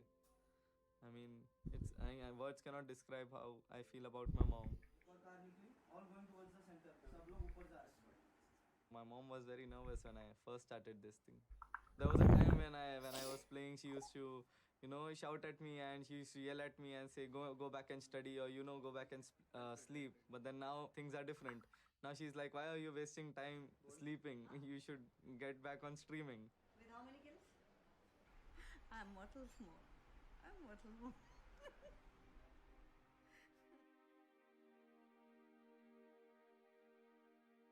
Life goes on and you need to move on. And no matter how bad the scenario is, you need to go ahead in life too. I didn't have to find my new dream because I already had a passion of gaming. But it was me thinking that this passion can be a career. So Arden bro. To a career, now I am here. ओए को बोले बे. Hello.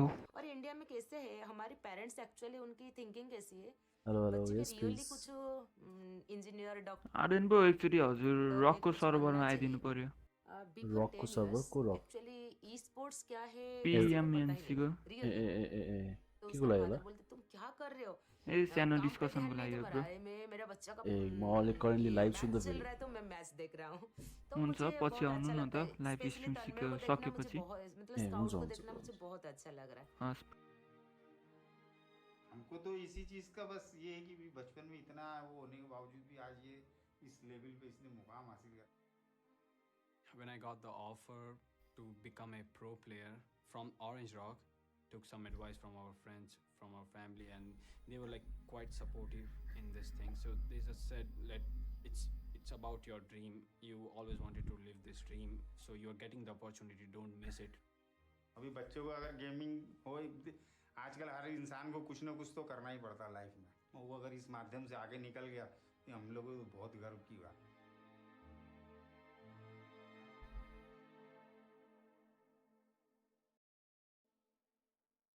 तो देखा वो शाम को इनको chicken का डिनर देंगे हमको रियली नहीं मालूम चिकन डिनर होता है क्या Hello, welcome to the PUBG Mobile Club Open 2019 Fall Split.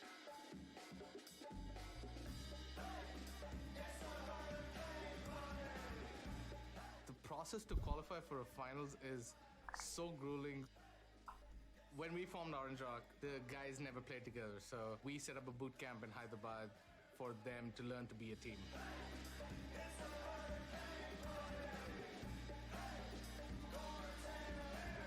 We formed Orange Rock to win all the big events. The players on this team should be aiming for the best in the world. Great as well. They know exactly where Retribution are. Luckily, Orange Rock still have a really good position on this top side. What an excellent Molotov. Makes all the racks scurry around. MJ goes down. 22 kills going over to Orange Rock. A huge pickup for them.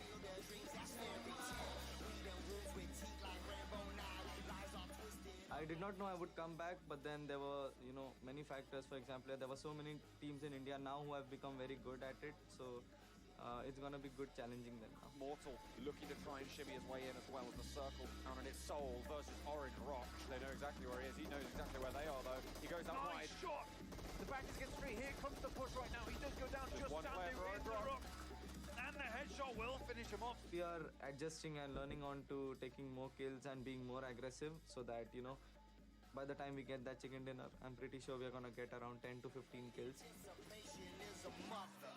Everybody said it's what they want. Got my feelings all in a knot. Don't you worry, dust the table off. Put the record on. You can come along with me. Being a competitive player, if you're not confident, you can't survive the scene.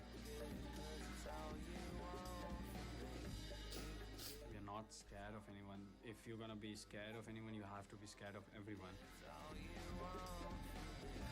Having a big name behind us, that's Team Fantech. We are not nervous about anything. We are really happy that we have a really good competition out there. It's a nice sports car, though. Love it. This is a beautiful car. The question is, can the play be beautiful as well? So my team right now, we are 5 members, and I know these guys have the talent. They have the caliber to win the tournament. They have the skills.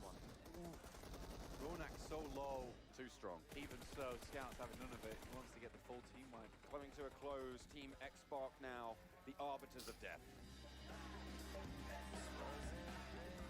If we get to hold the trophy at an international level, that would actually feel amazing.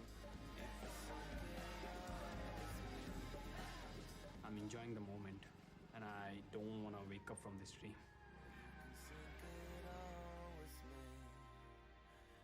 So it's been a very big roller coaster for me, and it's still going on. I'm a professional PUBG Mobile esports player.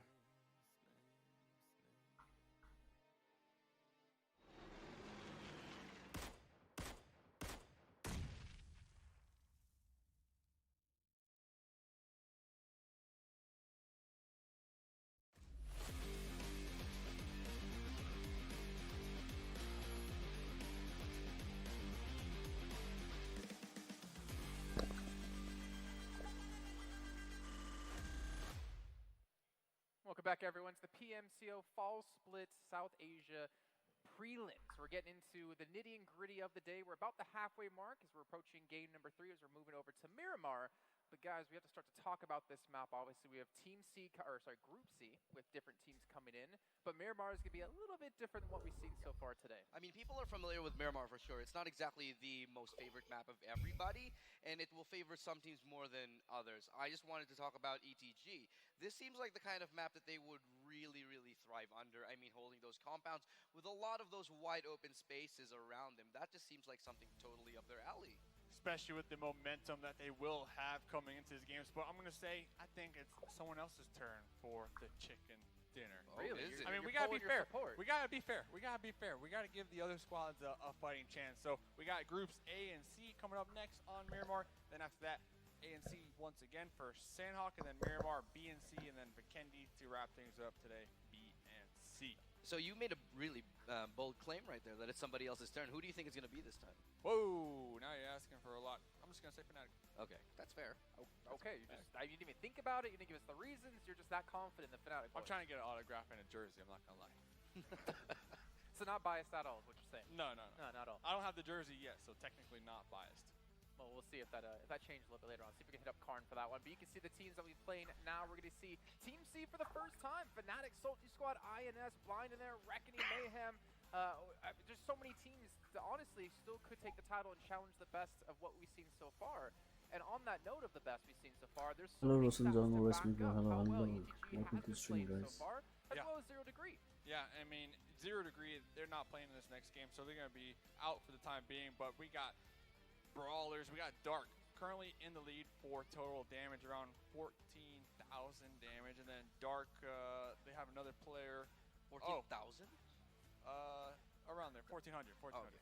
And then Dark also has the most healing done. So that goes to show me that not only is Dark from the Brawlers getting the kills, being aggressive, but also the lead on it, like going in first, you know, getting the knocks, getting don't forget, the kills, he's and then healing up.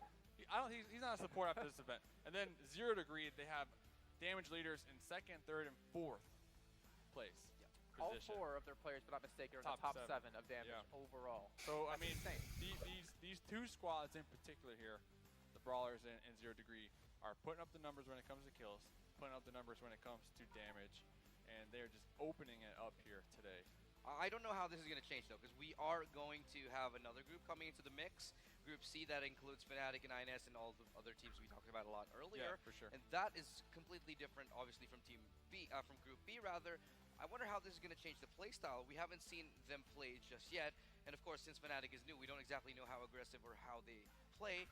So it will probably affect the dynamic, but we're not too sure exactly how. Yeah, much needed break from Group B, because looking at a couple of those teams, besides 0 Degree, not many other teams too well in the first 2 games. They didn't come out too hot, I guess you can say. I don't think anyone need did. that break.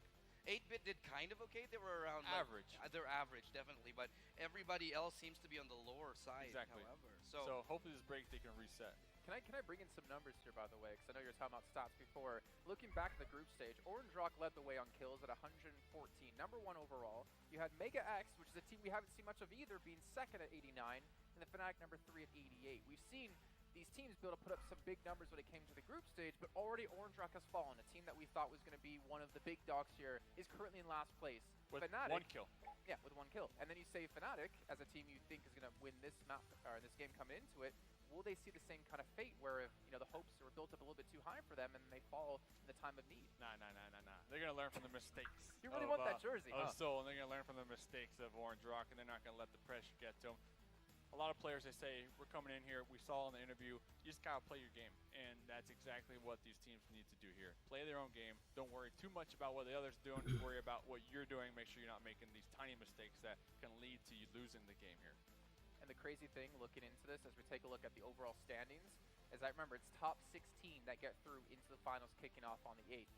And after 1 game alone, we're going to see teams who are currently at the bottom at the moment with the top 16, we're going to fall into that 17th, 18th, all the way to 24. Yeah. And they now know, well, we need to start picking up wins. And we already had 2 matches played for Group A and Group B out of the 8 total that all the teams get to play so far.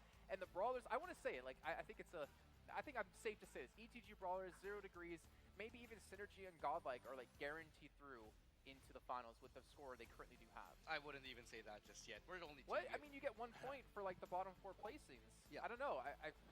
I want to say they're pretty confident to be through. I would say so. I'd say there's a pretty good chance, but I'm not going to Yeah, you can't say it yet. Yeah, exactly. Well, We're only 2 games. I'm not confident. No. Well, I'm going to write that down so we can quote you later. Use it against me later. We saw, though, something else interesting. One more thing with stats. Godlike, they're in 4th place on the overall. Insane, they're in 8th place on the overall. And they have the max distance travel. Like, they have the most distance traveled throughout all the squads that played in games 1 and 2. So that leaves me to think, are they not getting favored with the circles? Or are they overthinking the rotations? If they are not getting favored with the circles, I can only assume how well they'll do if they do get favored with the circles. They should shoot up these leaderboards. And if they are 우승전 overthinking the bro. rotations, हजुर. hopefully they can 순위가 correct 수고 that 많으시고 and get some more points. It seems to me that If you want to talk to me, you can come to Discord. have to rotate, that's when they get cut off. Exactly. they have been getting to the circles, kind of, especially Godlike, and they have been getting the kills while rotating into the circle. It just seems that they always seem to lose 1 or 2 members before they can get to the final, the end game, and that's where they really start to suffer. So maybe they're over-rotating then. Maybe. Because you're saying they're getting the circles kind of, but then they're they getting still kills have a max distance traveled amongst all the squads. So then you look at the opposite side of that. You have Entity, who I don't have the exact numbers in front of me. I almost guarantee they have probably one of the teams with the least amount of distance traveled, and yet they're still outside of the top 8 at the moment. So, I mean, obviously comes into how you're playing. Maybe if Entity pick up their game, I don't know necessarily what's going wrong for them. Maybe if Godlike do get a circle that favors them, they're going to shoot up the rankings and start to have the better performance, but something's got to change here. There's only 8 games to be played, and that's too early done. You know who I'm looking at, kind of? One of your boys, Trust the Process. Okay. They've been doing better and better. They went from like almost dead last in the first game. They shot up all the way to the second game, which just goes to show that they might just be getting warmed up. And I wouldn't be surprised if they start doing much, much better on the upcoming games that they have. for a second, I was getting worried with game number 1 because I did speak to them before the games today, and they said, listen, our ping was super jacked up on the group stages. Ignore all those stats. Ignore all those results. And then I saw game number 1. I'm like, okay, maybe it wasn't the ping, boys. Maybe it wasn't the ping. But then after game number 2, I mean, they're showing something, and I really appreciate it. Well, it's the great equalizer of LAN, right? Everyone's on the exact same devices. Everyone's on the exact same ping.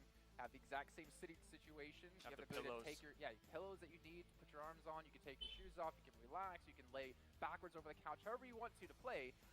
And it's all about raw skill now. And some teams are proving when they get to that LAN environment, that's where they really start to show up. And in that video, we just saw a little bit of a documentary. It was really cool to hear Scout talk about, because we talked to him yesterday about, like, they want to lift that trophy, right? Go to an international LAN, to go to the global finals, to make it through and lift a trophy for not just themselves, for their region as well. And I think they're not the only team fighting for that. I think there's a lot of pressure on the line for all these teams to do that, especially if you're a team from Nepal, because there's only 4 teams that actually made it into this regional. It's going to be tough, but I think this is their time to shine. I think this is one of the best times for PUBG Mobile in India, actually. The scene is growing so rapidly, the players are improving at such a ridiculous pace. I wouldn't be surprised to see if they can actually dominate the entire global finals themselves here. I mean, sure, we look at the other regions and there are a lot of strong contenders, but I don't know if it's as good as I've seen actually here in India. But I don't know about you, you've definitely had more experience.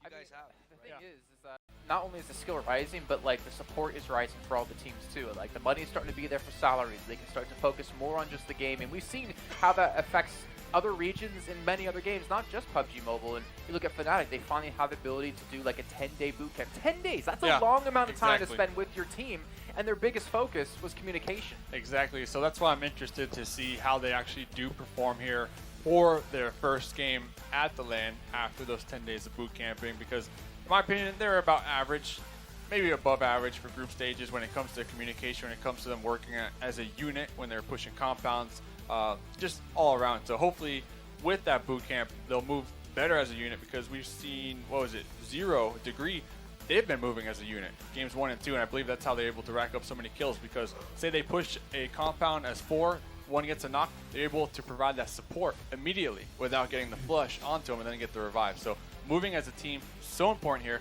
Hopefully we'll see Fnatic demonstrate that. I do want to go back to a point that you and Jason actually did touch on earlier, the sort of infrastructure of how things are shaping up here in India. Earlier on, we saw it just kind of like, maybe I'd say a year ago, it was all kind of just like kids who picked up the game and are starting to make teams. Now it's up to the point where major international organizations are coming and buying in, and we actually have the local rosters pick up things like coaches, which are an immense help when it comes to not just the psychological aspect of the team, alleviating a lot of the pressure from the players themselves, but also keeping them in check and being some sort of a little bit of a guiding light for the young players that we have. And not only coaches, but 5th members on the squad as well. So say someone on your team is not feeling too well, they're not performing to their best of their abilities, swap them out. You don't want to ruin your chances here. Like we mentioned, only 8 games. If you have a weak link on the squad and you can replace them in a matter of a minute, right? Just snap the fingers, replace. They're already here. The 5th member is ready to go, warmed up backstage. Why not? Why not do it? Well, that's all about Fnatic was saying, right? They have Paratosh and In Your Dreams to potentially rotate in, depending on how they play. And I actually like that aspect, because they can field 5 players. It's like, well, you know what? Day 1, you know, Paratosh wasn't performing too well. Let's give In Your Dreams a chance. All right, day 2, whether he does good or bad doesn't matter. If they qualify through to the finals, then they can look at, okay, well, PRATIK did really well on these maps, so we'll play him for these maps. And then Inner Dreams did really well for these maps, so let's use him for that. And that kind of rounds you out really well as a roster. And then there's something I want to talk about here as we do sort of just a quick little technical issue we should be hopping into the game momentarily, is adaptiveness. Because you're in Group A, because you're one of these teams who's currently sitting maybe towards the bottom of the standings, is this where you start to switch some things up? Like, what's that moment in your head that just clicks like, okay, we have to do something right now because we're so far down the standings that we cannot afford to keep playing the way we've been doing? I think actually the first time that it should click in your head that you're doing something wrong is if many times we only have 8 games. We don't have a lot to play. You cannot make a single mistake on any game. So the big question is, what do teams have to do? Change what they have. Whatever they're doing, they're not doing it right. Whether it's playing too passive, too aggressive, they need to change something. In my opinion, for instance, Orange Rock or Team Seoul, they're getting a little bit too into their heads. Like, I think earlier on we saw Orange Rock and Seoul.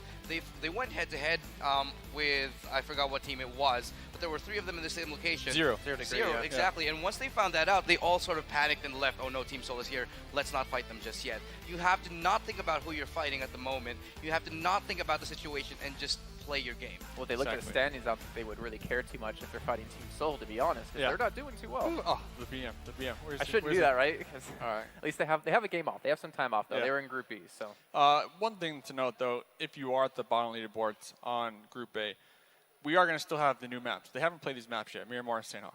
So that's one thing to note. Like, say, for example, those are their strong suits. They can still prove themselves. They can still end the day on a high note and try to get as many points as possible on their favorite maps. We do have some teams that do prefer, like Miramar, and some teams are really, really good at it.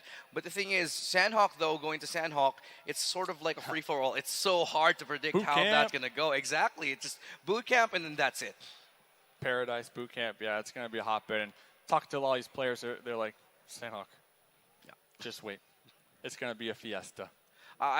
It's so difficult to predict. That's the thing about Sanhok. You go in, and you're always probably like fighting, I don't know, 3 other squads beside you, behind you. So you have to be quick. I believe that Sanhok is less about planning and more about actively reacting properly and intelligently to whatever situation you have at hand. That's what you got to do. Raw skill and quick reflexes, basically. So maybe on that note, you would want to drop somewhere like Paradise, somewhere kind of center, right? If you can defend it, outlive everybody, then you're looking good. You're right in the middle of the map. Yeah, if you can survive that, and if nobody else drops there. But because we know teams, a lot of these teams like to drop dead center. Yeah. So that's a very big question mark whether that's a viable strategy nowadays in this tournament.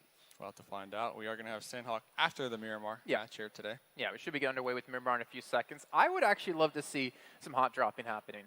Maybe not necessarily in this game, maybe in Game 4 since Group A would be done for the day. Thing is, with ETG Brawlers getting so far ahead, they're basically guaranteeing themselves a push through to the finals. One way to stop them from doing that is obviously dropping on top of them and killing them off early on. Downside is, if you fail at that, which they've already proven that it's really hard to take down ETG, then you put yourself in an already bad position. You're putting one foot in the grave before you even start. I think if you want to target ETG, maybe it might actually be the best time to do it early on.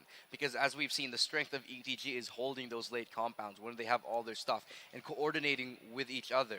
The best time to actually take a team down is when they don't have any gear. So that might be a viable strategy early on, but as you said, not always that reliable. And we heard on the break at the winner's interview, they're not worried about teams targeting them. They actually suggested, don't come for us. Just play your own game. Maybe that's a mind game. It's like, yeah, we're not worried. Don't come for us. Please don't. Honestly, I don't think they're worried, though. I mean, they got 63 points coming into game number 3. The teams from Group C, like we keep mentioning, they have no points. Will they want to risk it going against the Brawlers who are on fire right now?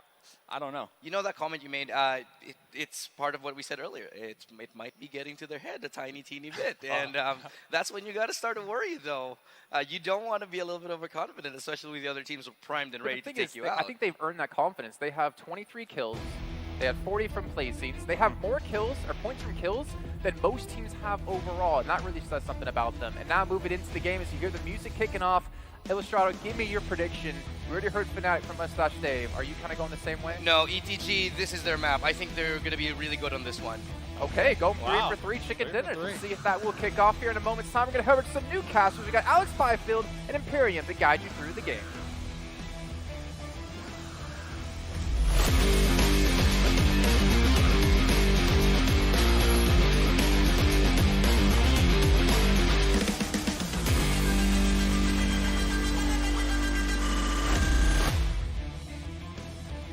Thank you for that one, Mr. Big Nose.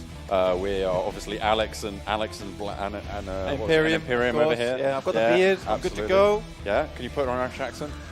Absolutely not. I would offend so many people. Fair enough. But either way, we are going to be getting underway with Miramar game number 3, as we are going to be setting sail.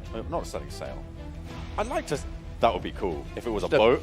A flying Sky boat. Pirates, basically. Sky Pirates. Yeah. Well, we aren't going to be seeing too much piracy, hopefully, here coming on in as we do take to the skies. Match number 3, groups A and C. I'm happy. I'm going to see Fnatic this time around. And we are. And just to clarify, the teams actually here on the commentating desk. My name's Blank, and I'm joined by the beautiful John Allen as we head into Miramar for the first time. You heard it here first. Beautiful. Nice little plane path here. It's going on my Tinder bio. Pretty much everything available.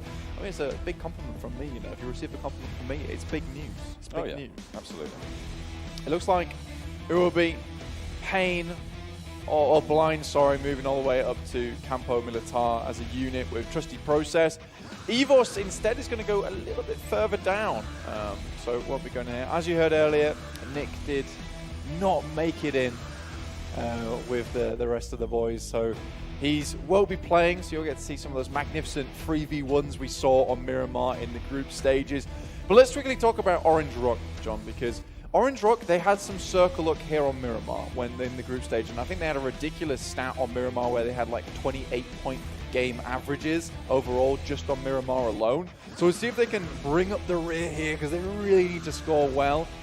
But they're also coming in with the boys Fnatic. It's difficult. A little bit of a shift up and northeast, an unlikely circle. Something I haven't really seen too much of over on Miramar, but it's heading northeast, as I say. And that means that the teams over in Campo Militar, over Tierra Bronca, on the northern throws of the map, will be pretty happy with it. No, they will. So it's going to be interesting to see how these teams play out, really, at the end of the day. Entity over here having a pretty good time, just looting up slowly but surely. But this northeastern circle, right, water treatments up there, you got Campo Militar, some good loot. Blind is going to be super happy with that one. Yeah, Entity obviously taking their position on top of Hacienda del Patron, and they're going to be able to control a lot of the rotations coming from the southwest. All the teams from Picado will be pushing in that way. Los Leones, uncharacteristically unoccupied at the moment. No one really over there. Maybe someone's going to break in there at the moment, but El Pozo is really pretty jammed at the moment. You've got Crater Fields being occupied by Elementrix, who are going to be guarding out against INS and Reckoning as well over on that western side. Yeah, it's pretty packed over on the side. It's, I mean, Reckoning, they can either come over to La Cabrera. I can't say that one. It's the one I can't do. La Cabrera. There you go. Cabrera. I don't think you're supposed to roll it. I don't know. Yeah, I roll it all the time. I roll it off a cliff. Just how we roll. It at all. It's just how we roll. That's how we roll. But Trusty Process currently with Blind. These are two guys I'm looking out for. They've got an excellent position up here, pretty much owning the entirety of the northern side of the map. They just have to walk down slowly wherever the next circle does go. But most teams, they've got this awkward rotation from the western side up towards the north, where you've got to go across a lot of valleys, you've got to hit up a lot of roads, and you can be sure that most teams just south of water treatment are going to be hitting up all those mountainsides, just holding that high ground and firing down on people as they try and make their rotations. Trusted Process should be pretty happy with their spot currently as it exists in Campo Militar. They're going to be able to fight from the northeast and always be fighting with the blue at their back. Sometimes some teams like to favor that one. Napoleone coming in fast with their first outing here today. Getting the first knock over onto Team Mayhem. Are they They're just going to leave him. They're just going to leave him. There's only one player, but apparently Disconnect strong enough to send 3 of them scurrying for the hills. Tusk, indeed. He goes down. Sad for him.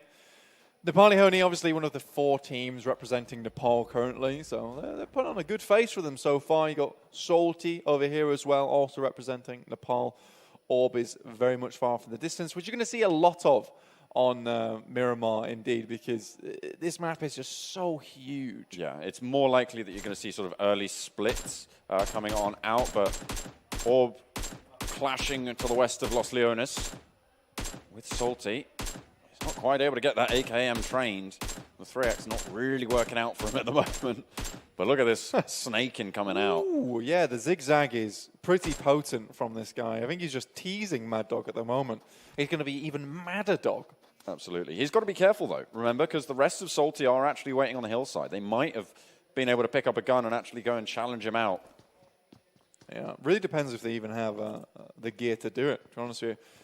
Here we have Playins stats. So 2 chicken dinners total, headshots 8, damage at 3,767. Put them in perspective, actually, I think the most headshots in the group stages was actually 18. So having 8 so early is pretty impressive. Yeah, in just 2 games played as well. It's really fantastic stuff. Over in the group stages, everyone played 12 maps total. Every team managed to get that on board. And so having already got 8, it's pretty speaks to the quality of the play that we've seen from ETG Brawlers. Question is, will they be able to stack up against Group C in a similar fashion? You know, fresh players coming in, you know, ready to take on that challenge. Some very strong teams in the mix. I'm also going to be looking to Orange Rock to pick up their feet. You know? Yeah, I mean, Orange Rock have been having some bad games so far. I mean, they had a pretty smart rotation coming onto Vikendi.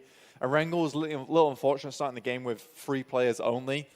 I think Vikendi, it came down to the fact that they just got caught on a rotation. The circle just constantly moved away onto ETG Brawlers once again. But we're going to tell you a little bit of an interesting fact about a Group C at the moment. Because it's got Fnatic, it's got INS, it's got IND as well in there. These are all teams that Scout is basically like, he's IGL'd for, he's broken up in a way, and now he's on Fnatic. He was on Seoul as well, so he's been flitting around a lot before he's finally found his foam on Fnatic. This guy just wants to win, and he needs the best team around him to do it. Seems like they're going to be able to get some pretty decent loot to back them up. Level 2s, level 3s pretty much abound for Fnatic as they do leave their position down to the southwest and head on up towards the circle. They're going to have to push through Orange Rock unless they go for a clockwise rotation up towards the north. They are going to have to push directly through some really quite strong teams at the moment. It's weird because the circle is just so barren towards the middle other than Entity. Entity currently holding the junction. Yeah. They're looking to try and be the proverbial traffic lights of that intersection. Yeah. We'll be all right. Yeah, so far it's not so bad. Al-Azhar, you got Mayhem up there. Mayhem weren't so hot in the group stages, let's be honest. I think they had it was a weird thing for them that they played off the back foot really well, because you'd see them coming in from the circle, taking pot shots at people, and it seemed that they like to play under pressure, kind of like me when I wrote my essays in university, worked well under pressure there. Maybe that's exactly how Mayhem do it in PUBG Mobile. Trusty Process, though, they want to get as far away from any team as possible in Campo Militar. They're getting geared. They're getting geared big time. They're going to have anything they want. They think of a thing in PUBG Mobile, they could have it. Level 3 vest? Yeah, sure. Spetsnaz helmet? Oh, 2 of them. Have 3. Have 3. Absolutely. Well, yeah, they won't be able to get that unless a loot crate does drop out that way. First circle is going to close in. IND still to push on through. Fnatic are going a little bit split, 2 and 2 at the moment. Reckoning doing a similar thing coming from that western side. They're going to be moving through a couple of other teams as well in the mix as we do move on forwards. Yeah, I think that you could probably make a rotation up past Crater Fields on the side and north of water treatment. It's a really long rotation you have to make because water treatment is not ideal because it's in a ditch. And San Martin, also a difficult place to rotate through. So most of these teams are just going to come through the south and try and make it through Impala or push through Minas Generalis, where there is a lot of cover, a lot of compounds to be had, which is why you're not seeing a lot of these rotations on the northern side, even though it does look so free, right? But the terrain here on Miramar just does not allow for it. Yeah, Entity coming under a little bit of pressure. They're trying to hold down that compound just to the east of Hacienda del Patron. They should be pretty happy to do so. There's a lot of teams, though, that are going to be looking to push past. You can see they are stopping a lot of these squads from actually moving further north into the circle. With this next one as well, this southern wedge, this southwestern side, is deadly for anyone who isn't quite in there yet. Reckoning, Fnatic, Orb, IND. It's bad news bears for these teams. And I think INS have basically got the winning card here upon the northwestern side of the map. They could just move down from water treatment into Hacienda del Paltron. And really, Fanatics had a tough time of it because with Entity sitting here at the junction, Synergy Retribution had to stop behind them. Everyone just gets backed up in this massive traffic jam behind them. And you just get this thing where it's like teams are just in a line behind each other in a queue trying to get into the circle. Oasis and Scout trapped behind a blown-out vehicle. Looks like the rest of the team might try and come in and back them up out of the blue. They are pretty close. They might just be able to make it on foot, but they will be pretty shoddy in terms of the remaining players.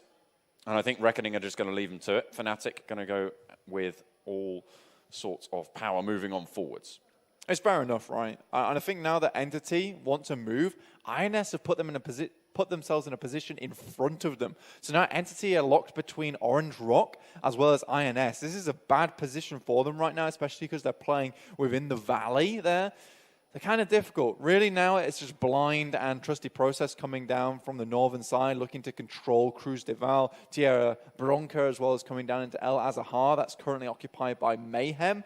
But pretty much 14 of the other teams are all just down here in this bottom quarter of the circle. So it's going to get terrifying very quickly, which is quite surprising on Miramar, where we expect teams to be quite far away from each other for a very long time. It's the choke that we see sort of between Los Leones and Picado. A lot of the teams were funneled through that. No one broke out to the east side. Because no one dropped Los Leones, no one was sort of looking to make those rotations early. No one really went super southeast. It was a drop from the north as well, which means that not too many teams are going to be dropping out super late. So having that funnel in place where everybody just crunched together is what we're seeing the effects of now.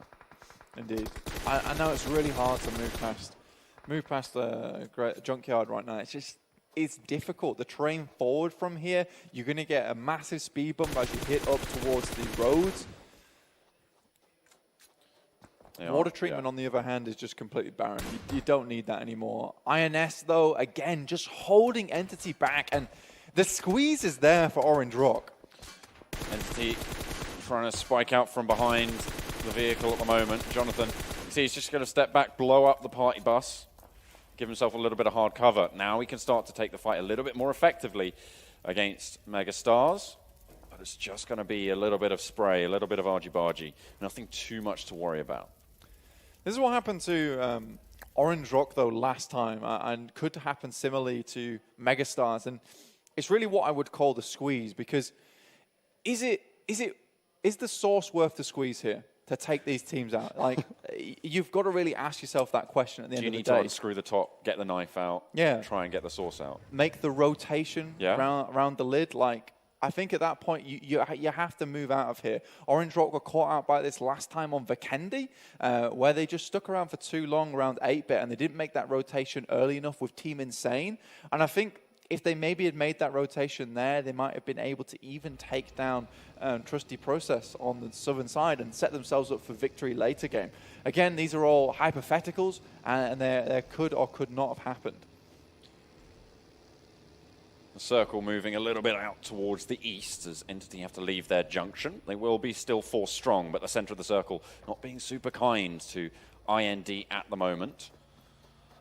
They are getting crunched on. ETG Brawlers slap bang in the center yet again. This is a really good start. Again, just holding up on that hillside north of Junkyard. Setting up those smokes, using those defilades. We know how strong they are atop a hill. They are really hard to displace. Super hard to displace. You're completely right, John. Here's your next circle, though. Moves very much towards on top of Junkyard. A lot of high ground available here for these teams. It's really tough stuff going forward. And INS, this is the thing I was talking about earlier. They're making the quick decision to come down. They've got a lot of really good players on this team. They've been together for a very long time. You've got Smokey, FTW, who's been one of the mainstays in PUBG Mobile for such a long time. This is the player that Scout actually was talking in his interview with Nodwin before, saying that, you know what, this guy inspired me to be better. This guy inspired me to whack the OP on the end of my name. Absolutely. You mean, got to get it done. Orange Rock going for a bold push down on the southwest side. Synergy Retribution will spot out Sandu. Crucial player for the squad. Trying to regroup the rest of his team, but not really going to find too much luck there. So split. Carry trying to razz it on through, right through the middle of Salty. And actually Fnatic as well was at the back. He's managed to make it. He might be able to regroup with the rest of his squad. Should be pretty happy with that. The blue zone moving on in is going to push everyone further forwards. Fnatic have ditched their vehicles already and actually broken out on foot, so a little bit more difficult for them to be rotating these large distances. But again, I think it's a decent decision from them because from our view, you can see the map here. This part of the map is just so heavy on terrain. You can actually see it on your screen. Just look at all the hills that you have to traverse by car. Most of the time, if you've got a Mirado in this situation, you are not making up that hill very quickly. And these players, they've got a nasty amount of aim on them, and they can spray you down so easily.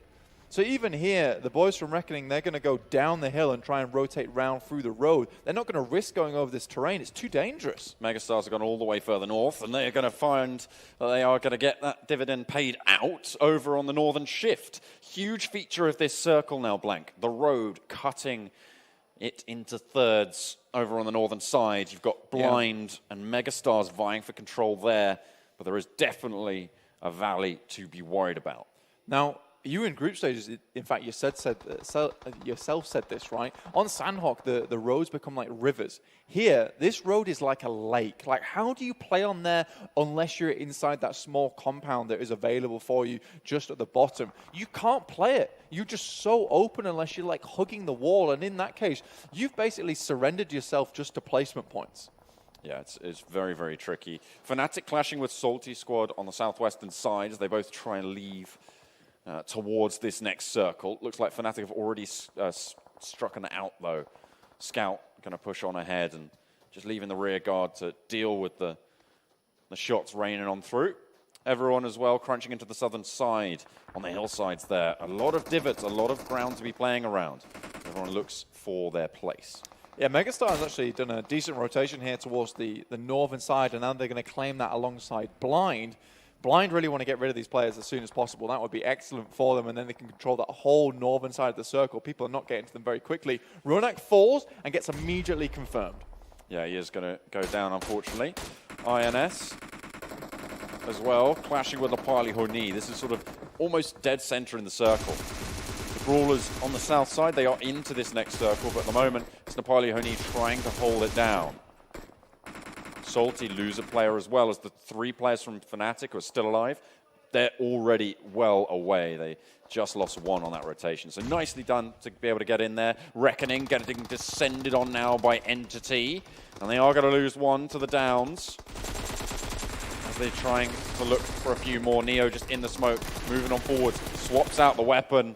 And they're just going to rattle it on through. Nicely done for Entity as they claim a little bit more ground on the western side, just south of the river.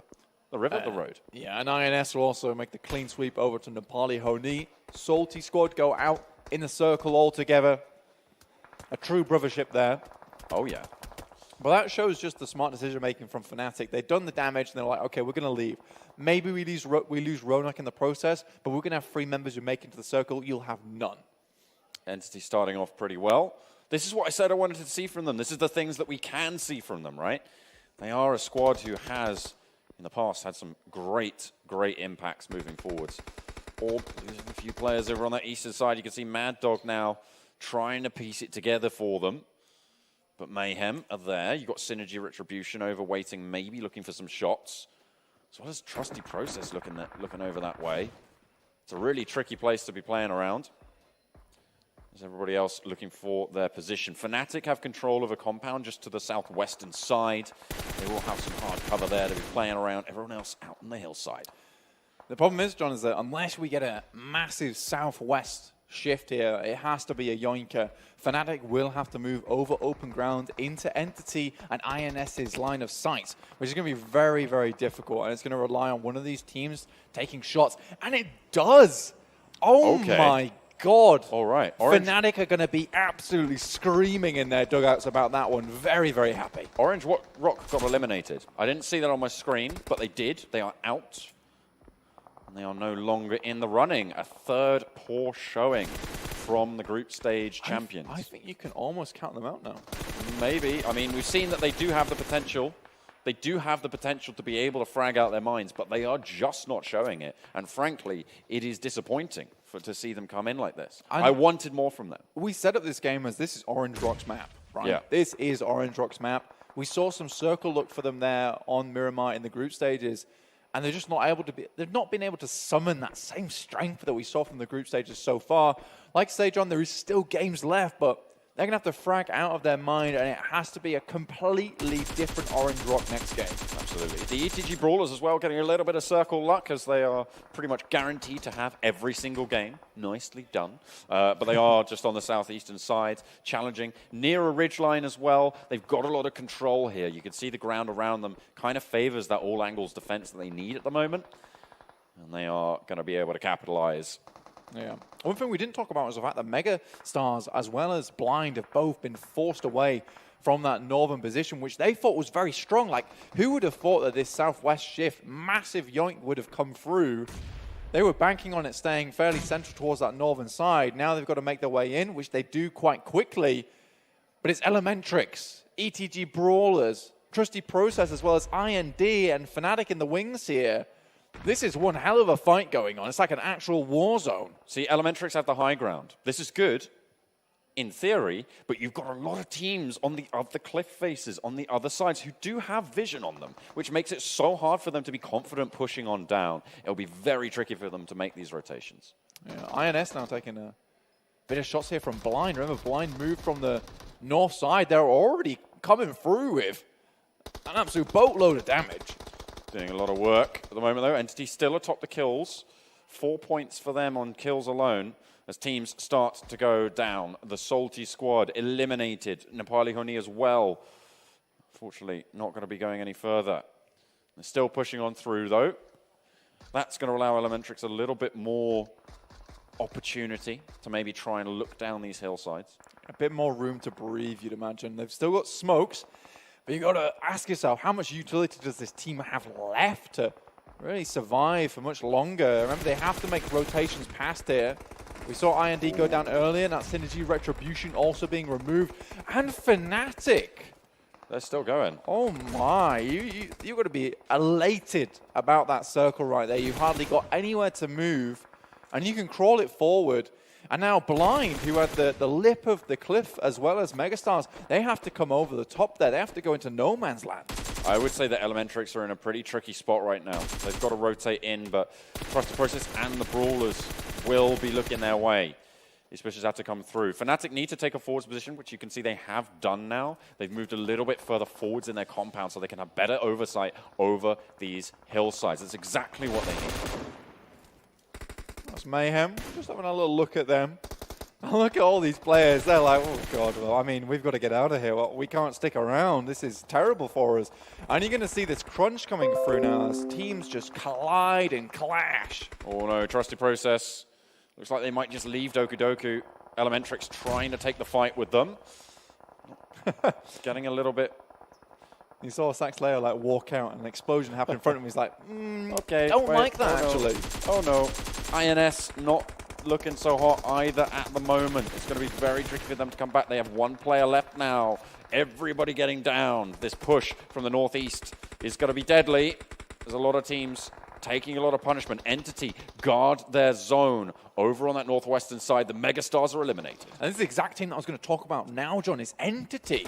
They've done a really good job. Now, sure, they didn't have massive postings, but every game they have improved slightly, and they are consistently getting into those top 8, top 5 positions. And now we're seeing them in a position where they could quite easily get towards the top 3. They have a really good spot right now, and they're controlling it magnificently with 4 players still alive and 7 points total. Oh, Trusted Process. One of them is going to go down, and they are going to go out, unfortunately.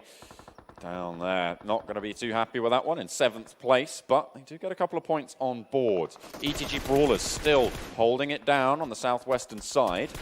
Got plenty of players still left to go. All 4 of them up, live and kicking. Now it's down to 4 teams. Blind, Fnatic, ETG Brawlers, and Entity Gaming. Entity is slamming. So good right now. I mean, Fnatic are basically hoping for the circle just to come straight onto them again. Like that's the only way that they don't move. And if they do now, you said it a lot, John, leaving a compound is very difficult, but there's all eyes on this compound right now. It's the only one still in, and everyone knows Fnatic's in there, or at least everyone knows a team is residing in that building. Blind is taking so much pain right now.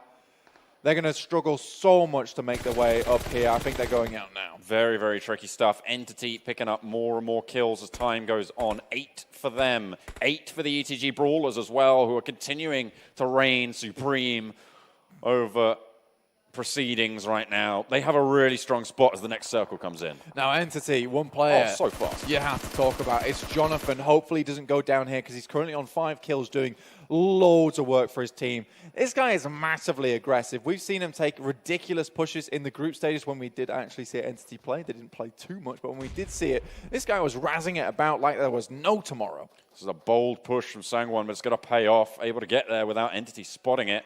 See Fnatic are moving up north and trying to take some, down south and trying to take some hillside, but Entity take a little bit of punishment now. 2 players down. Gtx and Neo still in operation as Fnatic look to push in. They need to make their move. They're 3 players strong and they're trying to challenge it on out. You can see Scout, one of the best players India has to offer, looking to try and lead his team out now, Blank. Yeah, and you've got Ronak over here. Again, one of the best snipers in the country. You give him a bit of range over here, he's going to do wonders for you. Well, there's a little bit of a brawl happening, though, on the hillsides as Entity clash with the ETG Brawlers. Nova goes down. Aman as well. Entity losing quite a lot of power now. Really going to struggle as ETG Brawlers. They have all 4 still standing. A really nice showing. They've got 9 kills so far. There's a couple more left to pick up in these final circles, but Fnatic look to crash. They're looking to try and play spoiler here. They're moving efficiently. They know that the fight is in process and the Entity is preoccupying them, so they can move on in. Gtx will fall down. It's going to come down to it. Will they be able to push around the side? 1 player left standing now. For Entity, it is just Neo trying to find himself anything that he can, but it's really not looking too great. They're going to try and hold off from Fnatic as well, but Dark will not hold the sidelines. Neo goes down. Just 2 teams remain. 11 kills for the Brawlers as Fnatic crest the ridge. Scout is down. Awais, that sniper I was talking about before, is holding back. Paratosh also here, one of the support players for the team.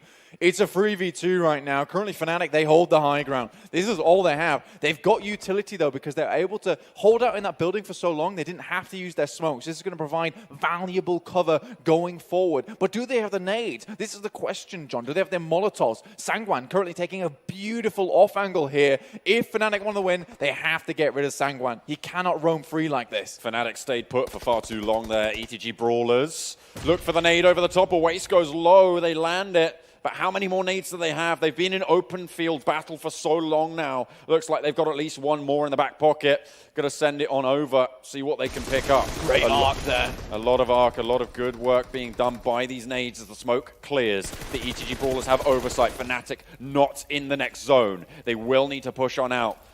They need to find a pick. That's the only way this happens. Currently, Fnatic, though, they're holding with extremely healthy gear.